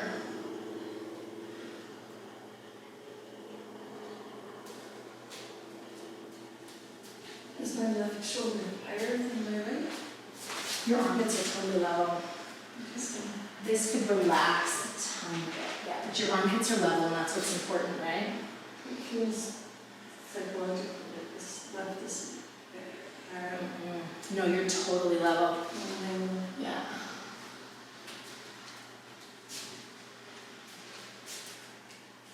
Let's go 5 more breaths here. See if you can find that wrist crease. Bend it from crease to cap and move your fingers forward like you're holding a block. And then pull all the joints apart.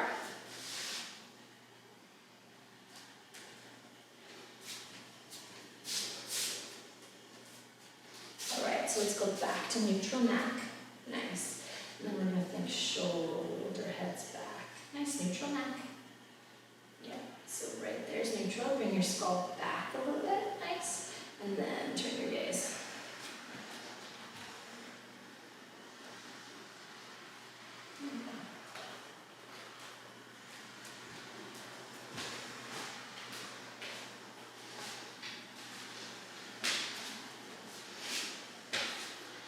And then when you're ready, we're going to unwind back to center. We're going to interlace our fingers. Nice big inhale to lift and lengthen. Shoulder heads back, sit up nice and tall.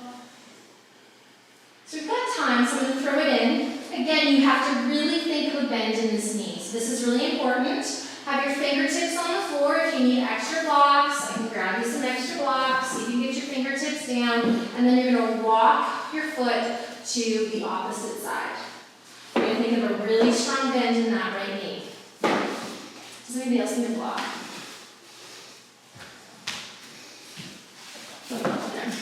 Anybody else need a second block? Sure. I'm not sure that's what we're doing. We're going to go, so here on this side. So what we can do for you is just see if you can bring the foot here. Yeah. And then we're going to have a block underneath it. And then the trick with you is I want you to really bend this knee. Yeah, there you go. How's that feel? Good. Okay. So what's important here, the bent knee, but also the karate chop of the foot. Does anyone feel like they need blocks and they don't have them? Actually, yeah. Yeah.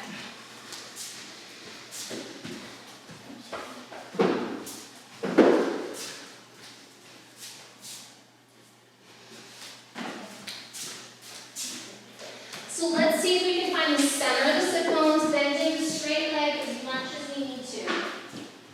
Michelle, my hip is grinding like crazy. Then take it over to its own side, give it a little rest. It's a tight spot.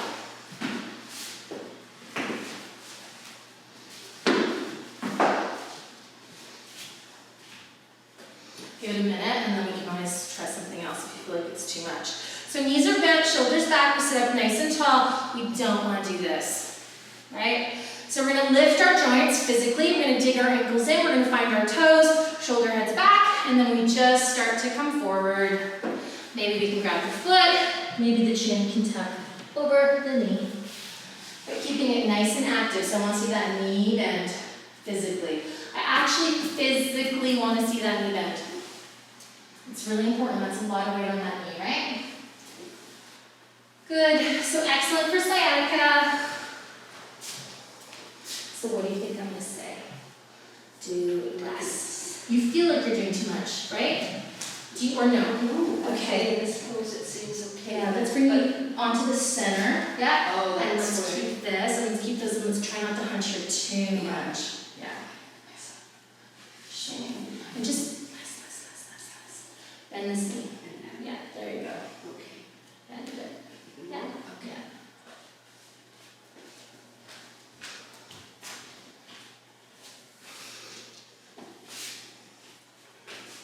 Let's go 3 more breaths.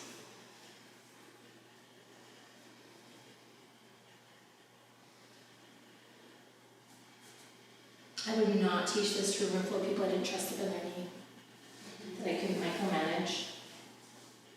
And then nice and slow, come up, beautiful. We're gonna hold on to that knee to remind it there's a hinge. We're gonna bring the foot to its own side, and we're gonna draw that leg back, heel towards sit bone. Eventually, one day, the foot is in line with the thigh. But if I wanted to make it more mellow, what would I do? You could move it forward. You could go wider with the feet. Does that make sense? You could go hips distance apart. You could walk this foot forward. All right. Interlace your fingers. Nice big inhale to lift and lengthen. Feel the big toe edge of the foot. We did a lot of warm up. We're going to let this knee come to the side, but we're not going to let it go loosey-goosey. We're going to stand on that left foot and not let the inside edge of the foot lift. We're going to lift our toes. We're going to take the right hand to the right hip. We're going to take the left hand to our inner thigh. We're going to think about bending that right knee. This is a fantastic stretch for a lot of people. So right hand outside the hip, left hand on the inside. Big inhale, and then we can just start to come forward, right? Trying not to hunch. So that would be stage 1. So we're looking for the sweet sensation of the stretch, not the screaming stretch, correct? So the trick here is this is not as effective as this, right? If I want to walk through life like this, right, when I'm 90, or do I want to walk through life like this when I'm 90? We have to be really honest with ourselves, right? Because we feel, I really honestly think we feel when we hunch here. I think if we really asked our true selves, took a look at our body and felt it from the inside, we know when we can't move our neck. We really honestly do. So let's make saying no a major priority. So hip flexors root, we lengthen our armpits, we walk our hands forward. Eventually one day the belly will touch. Eventually one day the ribs, and eventually one day the face comes down. But regardless, you can say no. It's super comfy. If I was going for a bind, I would go, what is this? Superman, martini, airplane, I think halfway to a T, and it's so effortless because everything is in the right space. Or I could just do whatever the heck and go like this and try and jam it and try and like screw that hip to get it, or not, right? But it's around the front. We could stop here. Airplane is amazing. Try a Superman, try a martini, try an airplane, try a halfway to a T, right? There's so many options. But you're supposed to be outside your knee. Yeah. I am your martini. Yeah, and that's cool. And hands down is a good option. And then if you're starting to hunch in your back and the no goes away, what do you do with your arms? If I'm like this, what do I have to do? Walk them out of your shoulders. Say it one more time. Walk them out of your shoulder sockets. Pull them in. Inject, right? Does that make sense? Yes. So if I'm like extension, tension, Yes. yeah. If I'm angel winging, what would I do? Yeah, pull them out. A few more spoons. 2 more breaths.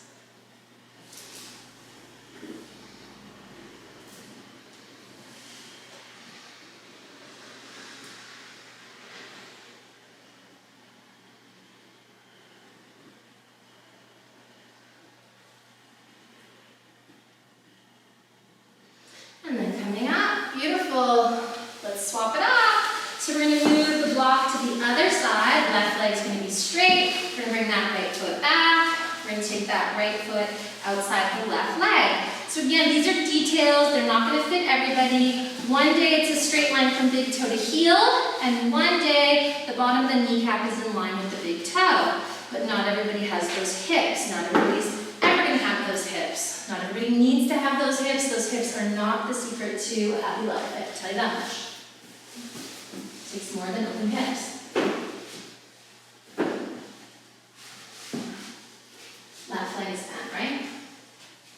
Interlace your fingers, nice big inhale to lift and lengthen. Is it right leg or left leg? Right leg is up. And ready. Hip flexors root, find the center of the sit bones, lift those armpits away, relax the shoulders. Right hand stays, really keep that arm nice and active. Alright, so this is your stay so that you don't lose it, right? Keep the scaffolding, keep the suspension bridge. Left hand comes behind you. If it's tricky, use your fingers. It's hard to do boat without your hands, right? So use your hands, get your boat. What's boat? Boat's not like this. Boat's like this. Lift your sternum, broaden your collarbone, shoulder heads back. Maybe the elbow comes to the inside of the knee. Leg pushes into elbow, elbow pushes into leg. Karate chopping. Armpits lengthen away from hip flexors. Inject your femurs. Now watch that right shoulder head. Take it back, move the armpit forward.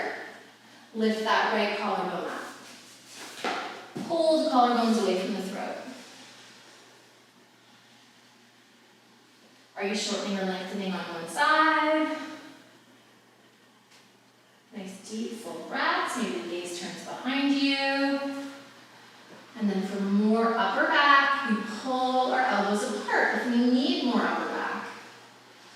Always looking for extension, no tension.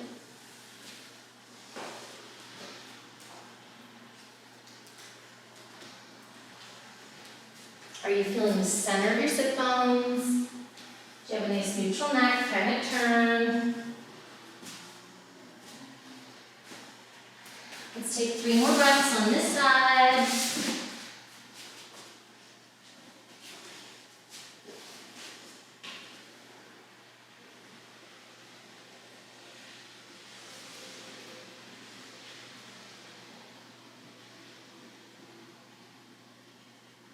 And then unwinding back to center, interlace your fingers, lift and lengthen. Find your creeper pose. You know this pose, creeper pose, find that connection. Elbows moving all directions. It's the same as these elbows for spaceship. Left hand stays, right hand comes to support you. Legs don't move, pelvis doesn't move. It might move a little bit, but not a lot. Shoulder heads back, armpits lift. So to get that lower abdomen, if we just go to the neck right away, it's really tricky, honestly. We really sell ourselves short by taking the gaze right away. We have to go to the lower left abdomen, pull it in, add an angle, and slide it underneath those ribs. And we get this huge twist in our lower abdomen, if we want it. And then we go to the ribs, which is a little bit higher. We think left back rib forward, front right rib back. Think shoulder heads back, armpits lift up, and then move sort of the shoulder forward, the front chest back. Find a neutral neck, lift your sternum, broaden your collarbones, find your elbows, your wrists, and then the gaze just goes. Big, beautiful breaths. Keeping the feet active. Little mini bend in that straight leg.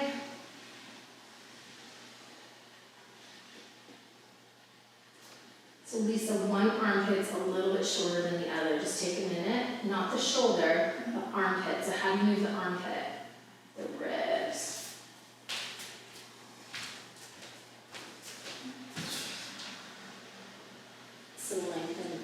yeah, and now relax the shoulder.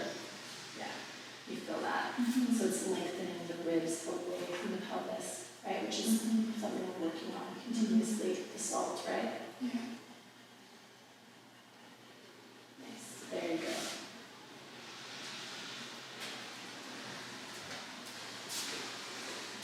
And then unwinding back to center. Interlace your fingers, big inhale. So Carrie, if you wanted to, you could do this. It's going to be a deep stretch for you. Come forward there, optional, right? You can do it on the side too. So take your 2 blocks so that you're not tempted to use your hand to move the leg, because we shouldn't go further than we should go, right? And we bend the left knee and we walk the right foot to its own side. And then we think of a number 4 pose foot, and we karate chop that number 4 foot into the floor. And we don't want to twist the hips to get there. We want to keep the hips, we want to keep the weight in the sit bones even. Physically bend that left knee, lift your chest, shoulders back. So this should be a strengthener just as much as a stretch. That's why we really lift that knee. We don't want any weight on the back of that knee. Okay, still your blocks. There we go. And just watch that we're not twisting, okay? And then coming forward, really think about the hip flexor crease moving towards the butt. And then just coming forward as much as is humanly possible for you.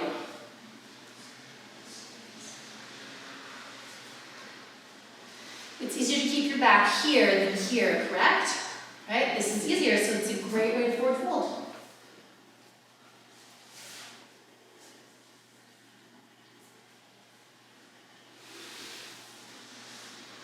Just breathe in here.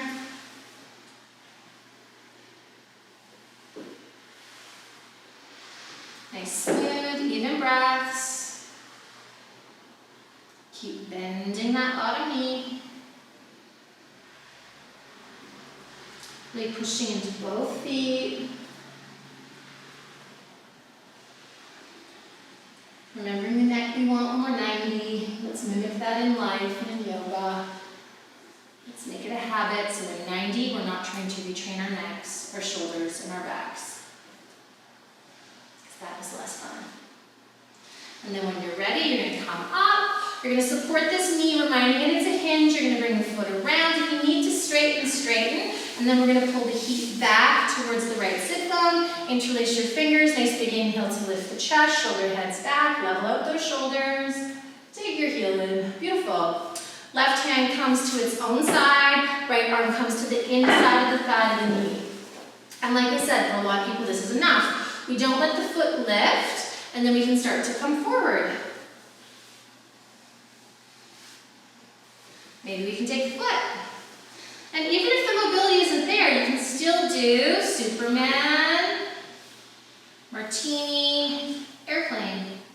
But you gotta lift those shoulder heads up to keep the ability to say no. The minute I let my shoulder heads come, you see how I can't move my neck. So it's gotta be so you can move your neck. If you're doing the full pose, I like to go to my deepest forward fold first. So for me, it's gonna be belly, then ribs, then chest, then face, and I find that. And then I lift and lengthen, I get my arm-ear connection, and I sweep it through.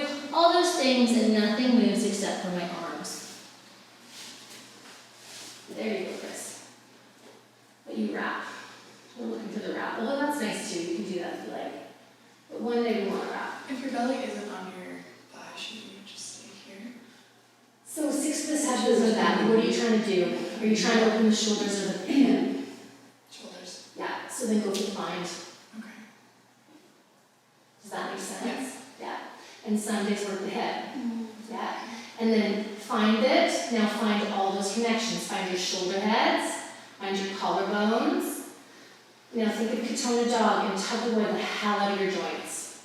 And then pull your right hip kind of back and pull your left side forward to bring the left shoulder forward and down.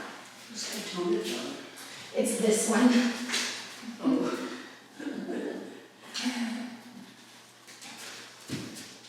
It's good because it's a final pose that where if you don't get it, you know that you're not getting those arm lines. Yeah, and it was one of those things, yeah, it's an interesting thing. A lot of people can't do that, which, you know, is a thing. So you're like this, right? So you're gonna pull this sort of side back, and you're gonna try and work this side forward. There you go. Now you're gonna lift up your shoulder heads, you're gonna lift up your elbows, you're gonna pull them apart like crazy, and then you're bending the hip flexors. There we go. So now you feel how you evened out your shoulders a bit more. Okay. 2 more breaths, and then we're gonna come out of it.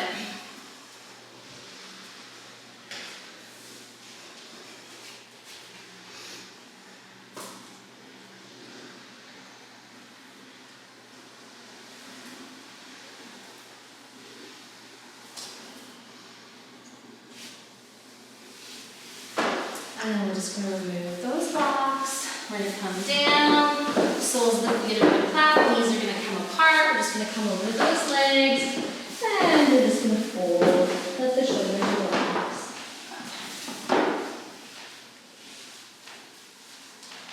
Big, beautiful breaths.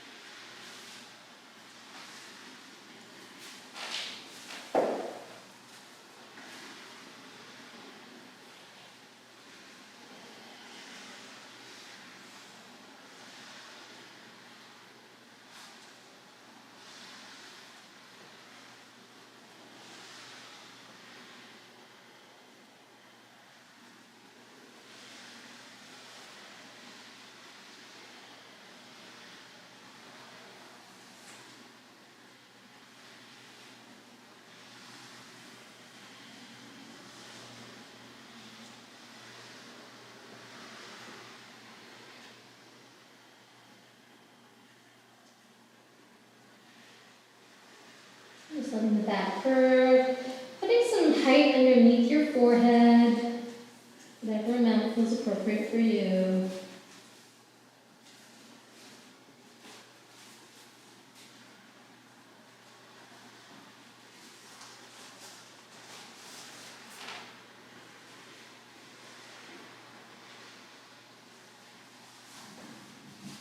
Just finding your breath here. So hips are hard, that was a hard day. Shoulders are also hard. So we want to be super gentle on ourselves tonight. 1 glass of wine is appropriate, 1 bottle is not. A hot bath with Epsom salts is a fantastic idea. Even better, go to the rec center and do some contrast therapy. What's that? Ooh, that's good. That's hot for as long as you can in a sauna, and then not in the pool, but in like a cold shower for as long as you can. And if you can find a handicap shower, or I guess a disabled shower is a better way of putting that, and then you take the shower head and you just isolate it on your joints, your hips, your shoulders, whatever you want to isolate it on. You can usually stay in the cold a little bit longer, and then you go back and forth as many times as you can for as long as you can.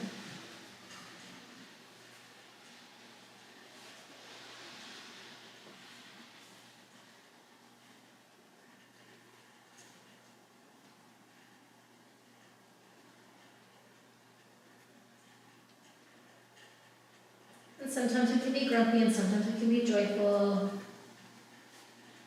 But just being observant.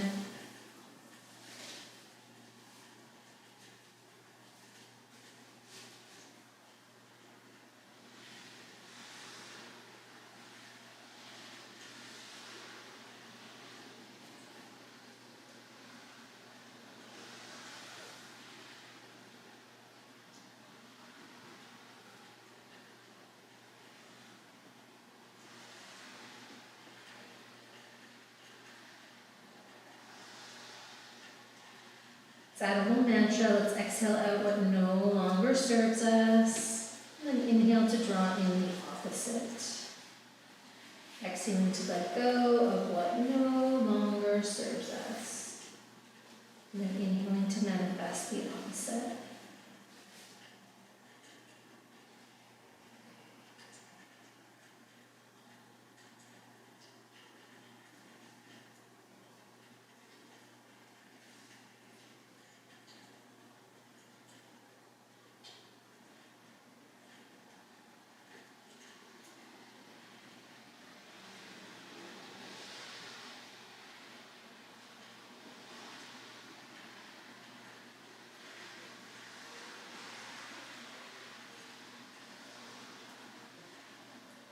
Let's take 10 more breaths, really sticking with our mantra for every single one of those 10 breaths.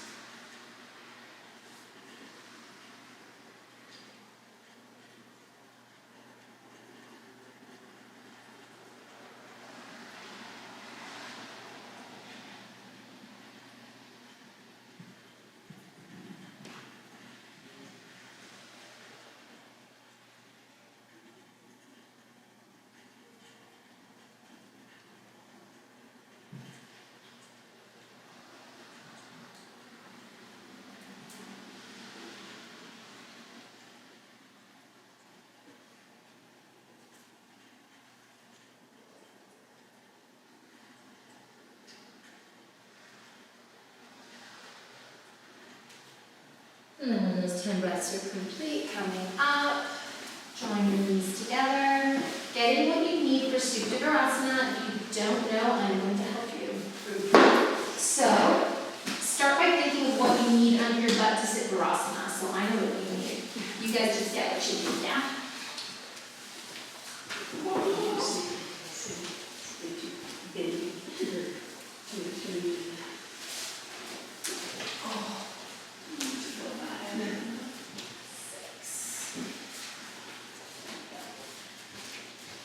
You sure I can even do it? You'll do your version of it. You're going to be on your shins. I'm going to see if it feels okay to be on your shins on this. We've warmed you up. Now point your feet and think upward dog feet. And let's see if we can go a little wider with the ankles if possible. Like that?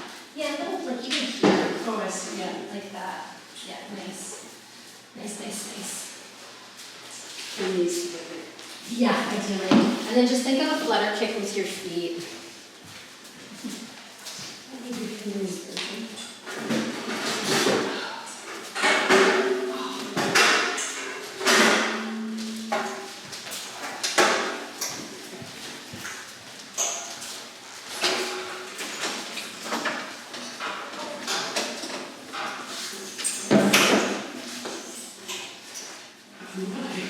Yeah, I know, right? It's like, what are these chairs for? Now you know.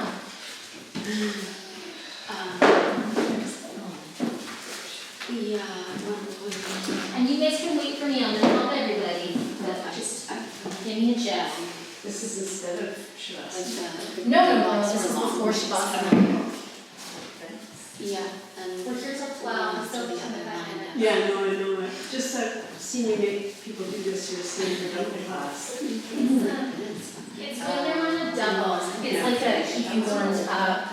You're warmed up to it. You know what I mean? Yeah. It's like a great pose or like that kind of thing. Just remember it. I know, I remember. So now wait for me. I'm going to talk you all the way through it, right? And you guys are going to watch. What she's going to need. And I can help you too. If you're not sure, you can always wait, right? Oh, God, I don't remember mine. Yeah. And so we did video it, right? And so one thing I will say is people asked me about this alignment stuff, and then I told them about the video, and I don't think anyone's actually watched the video, right? Does that make sense? Has anybody watched the Virasana video since? I was the workshop. And I don't want to nag, but I'm just saying, if you want me to help you, we've got to help ourselves, right? Because it was brought to me, everyone was like, oh, we're confused on Virasana, and so I talked everybody through it. And then I was like, okay, there's a video, why don't you guys all go watch the workshop that we did it in? And I honestly don't think anybody did, which is okay, right? Did you watch the Virasana workshop? Yeah.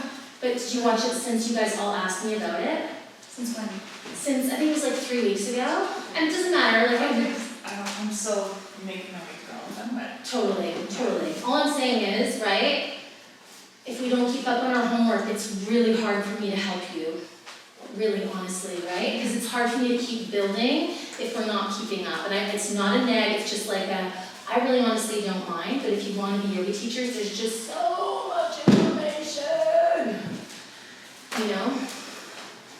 And you can take 10 years to become a yoga teacher, and that's fine too. I honestly don't mind, but I'm just saying that it's a great video to watch, and I'm saying it again.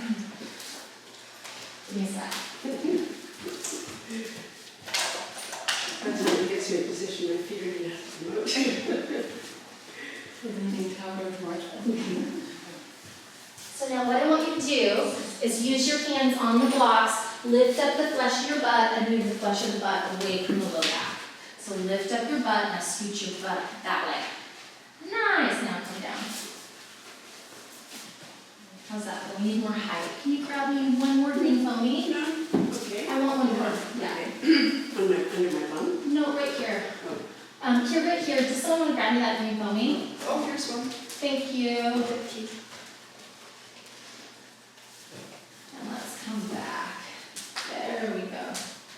Nice. Still, okay. So you're allowed to feel it in your back to like a 1, but not more than a 1. Where I'm feeling is on the Quads are good. You just work your quads and you want to stretch them. Good. Lift up your sternum.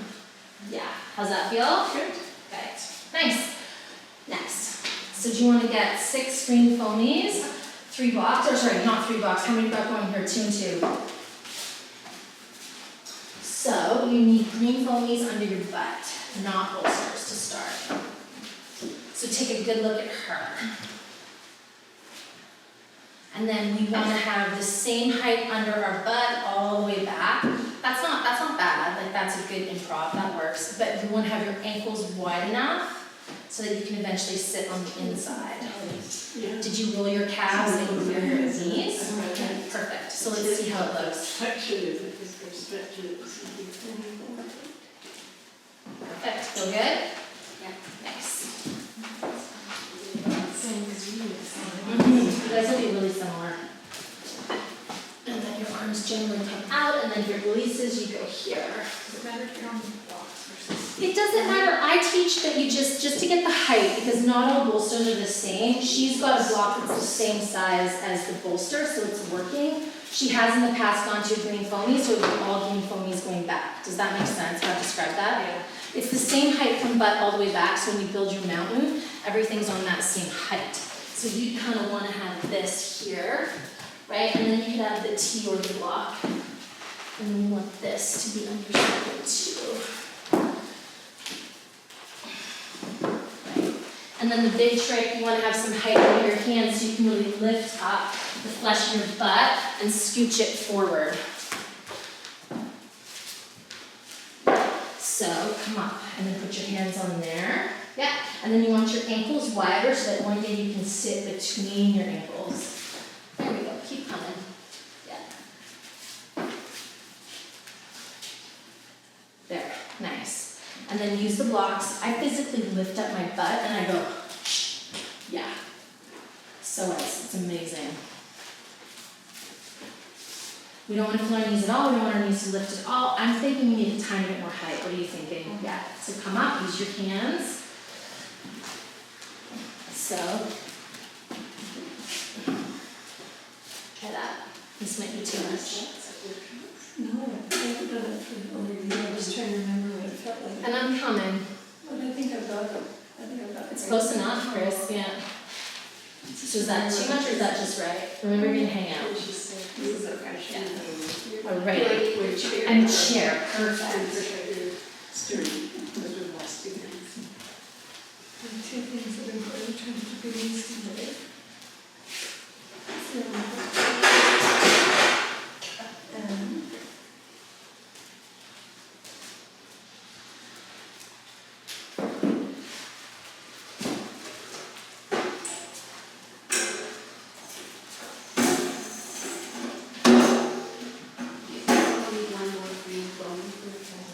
Not necessarily. Let's try this and we'll see. And so you're gonna be on your knees. Yes. Like a tabletop. Perfect. And then ankles wide and then sit back. Nice. And then bring your knees together. And then take your ankles a little bit wide. Okay. Lisa, do you want to start a setup over here? Sure. Thank you.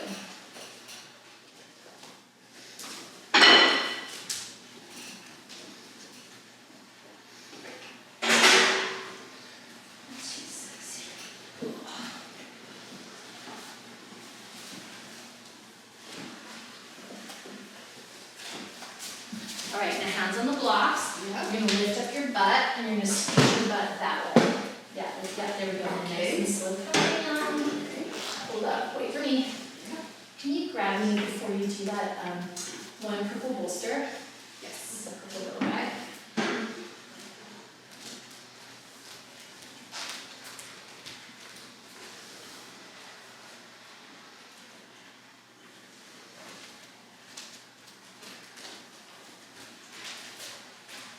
Thank you. And then come down. 2-5. There we go. How's that feel? Good. Nice. And then you're gonna flip your palms to face up.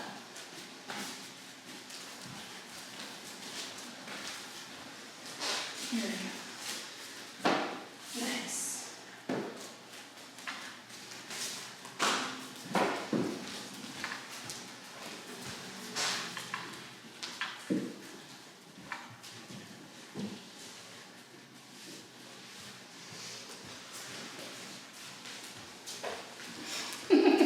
The things we do.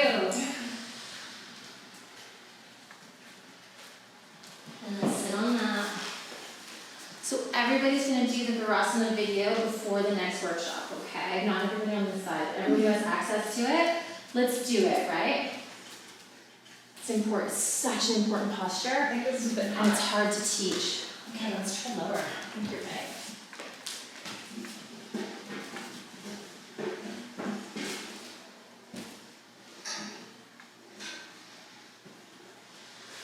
So the Russian video is not only all the goofy ones?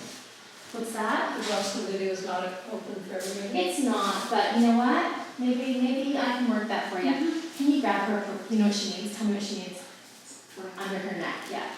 Michelle, are you talking about Like the workshop? It's a workshop, yeah. It's like, I don't know if it's the second or the third. It's when we learned Virasana. Yeah. I can look at it. I don't have them all memorized, but there's like a workshop where we broke it down Yeah. with Caitlin and we did all these different Yeah. body types. It's just something that you guys need to practice, right? Because it's just where you're stuck, and it's going to be so good for you if you do it. And until you practice it, you can't teach it because it's really bloody hard to teach. Like you can see how hard it is, and you'll be teaching privates, likely, you know, at some point. So it's a nice one to know. If not anybody else, all three of you need it. You feel it, right? It's because you know, it's like sometimes we need a little push, right? If we have a hard time, Situation. if we have a hard time doing things, sometimes it's good to commit to being around someone who does things and tells us how to do them. We just have to do them. Do we keep our feet sort of in the upward dog, or is it? Yes, ma'am. All right, so you're gonna put your hands on here, and you're gonna push down, and you're gonna lift up your booty, and you're gonna scooch your booty that way. Yeah, and then you're gonna sit back, but keep scooching, and you're gonna come back nice and slow. Nice and slow. Now I'm gonna get some for your head. So what do you think she needs for her head? Maybe 2 green blocks, or 1 green block and a purple bolster. Can you grab them? How does this feel? Do you feel like this is the right amount of support? Yeah, Yeah. I don't feel like I'm really doing anything, but Do you want to go deeper, or does this feel good? I would like to go a little further back. Okay, let's do it. So come forward. Never mind, I still too soon. Come up. Sit.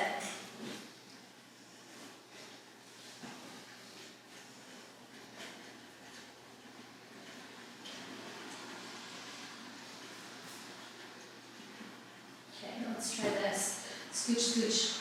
Yeah, now come scooching. Good. There we go. And some under her head, purple. Thank you. Yeah, so that feels nice. That's perfect. Yeah. So we're not allowed to feel our knees, we're allowed to get a tiny tug in our back. It can be a tiny bit of a back release, like a 1 or a 2.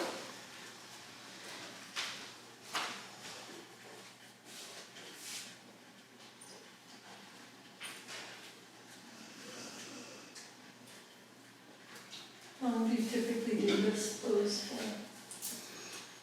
For me, a really long time, but for you, I'd say like max 5 minutes to start with. So we're gonna come out soon. What does it do? It's the most amazing psoas back release. It's a really hard spot to get into. It's amazing for your knees if you don't feel your knees in it. It's just this great quad ankle stretch. Yeah, for runners, it's amazing. So we teach it in class, like sometimes we do it with the foot at the wall in like a pigeon type. You've seen me teach it like this. You've seen me teach it, like if sometimes people can't do this, so then we teach it in butt kicker with a big strap, right? Right.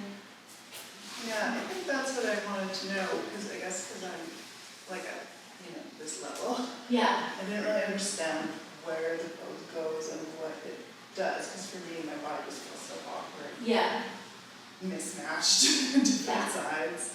So, It's an epic back release. just trying to It's understand. knees, ankles. So basically, right now, your psoas is catching, and that's why going back is really tricky, is my guess, but it could be anything. I'm not a doctor, and even a doctor would have a hard time telling you why you can't go back, right?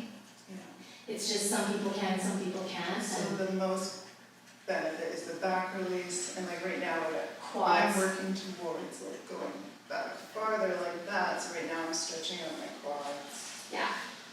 So it's everything. front thigh to back thigh, lengthening the quads towards the knees, drawing back from the hamstring, thinking into your pelvis. So we're gonna come out of it, we're gonna flip our hands, we're gonna use our hands, really push down into your feet to come up with a nice straight spine. Push down to come up. If you're feeling nervous, I can help you. We're all good. And then we're gonna come through tabletop position, and we're gonna open up the backs of the knees. I could show you 25 poses right now in Virasana. There are so many variations, right? So if you can just kind of learn the basics, I think it's good. But like there's a forward fold, there's a lying flat on your back, there's a one-legged, there's like heron, it's just an amazing posture that just kind of gets built. So for people that don't have those, it's a lot of butt kicker, right? We do it standing. You see me do the pelvis when we go, right? And then like this, but not coming into the forward part, that kind of stuff.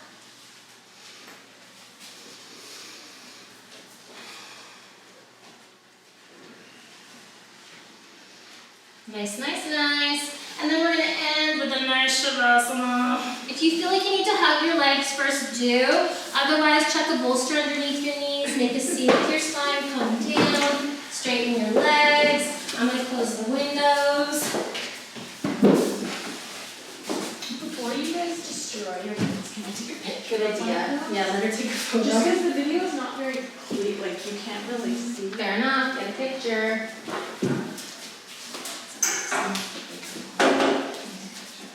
Well, we just have to think, why is she like that, and why is this not even a thing? You know? It's interesting, right? If it worked for my knees, I could go up Totally. there. Yeah. But you have to remember too, it's like, I had an injury, like they wanted to do something on me. You got it, hey? Yeah, I think I'm going to be too old. Oh, for sure. I mean, think about how many hours I spent, like, I can't even think, you know? For now, as long as you're like not in pain.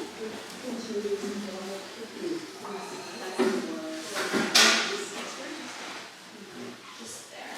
Let me see, the green foam is on top. I think the person who would benefit out of it is more.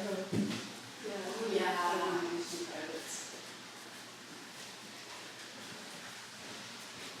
Privates only work if you practice 3 times a week, though, I'm gonna be honest with you. I know, that's what I thought it might motivate me to do. Yeah, well, because I'm like, don't come unless you practice 3 times. That's why I do a piano though. Yeah, it's funny, isn't it? I know that's why I started making friends in practice, because I was so embarrassed when I was and she loves practicing, it's me that has a hard time. Sitting there. If you want a blanket, put your right hand on your belly.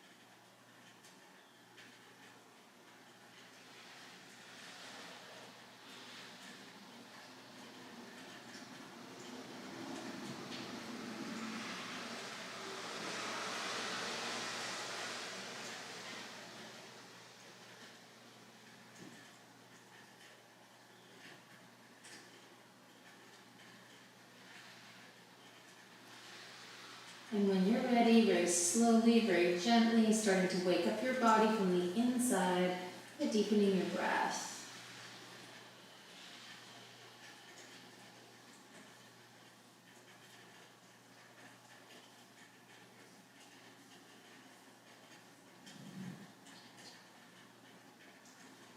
Wiggle your fingers, wiggle your toes. Nice big inhale to stretch your arms. Exhale to let your arms fall down heavy.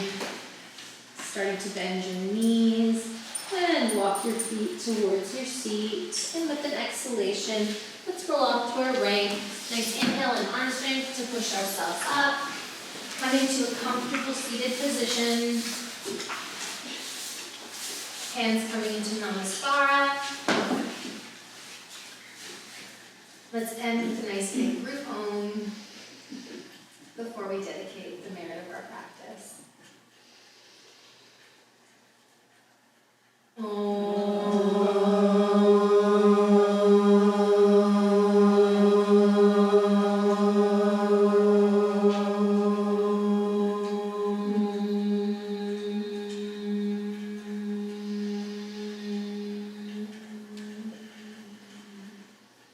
Maybe use this class to be mindful of the words of Swami Vivekananda. 1 ounce of practice is worth 10,000 tons of big talk. Thank you so much for joining me today and sharing that practice. Namaste. Namaste, everybody. Thank you so much. Can we leave our outside? Yes, you can. Remind me what we're doing this afternoon?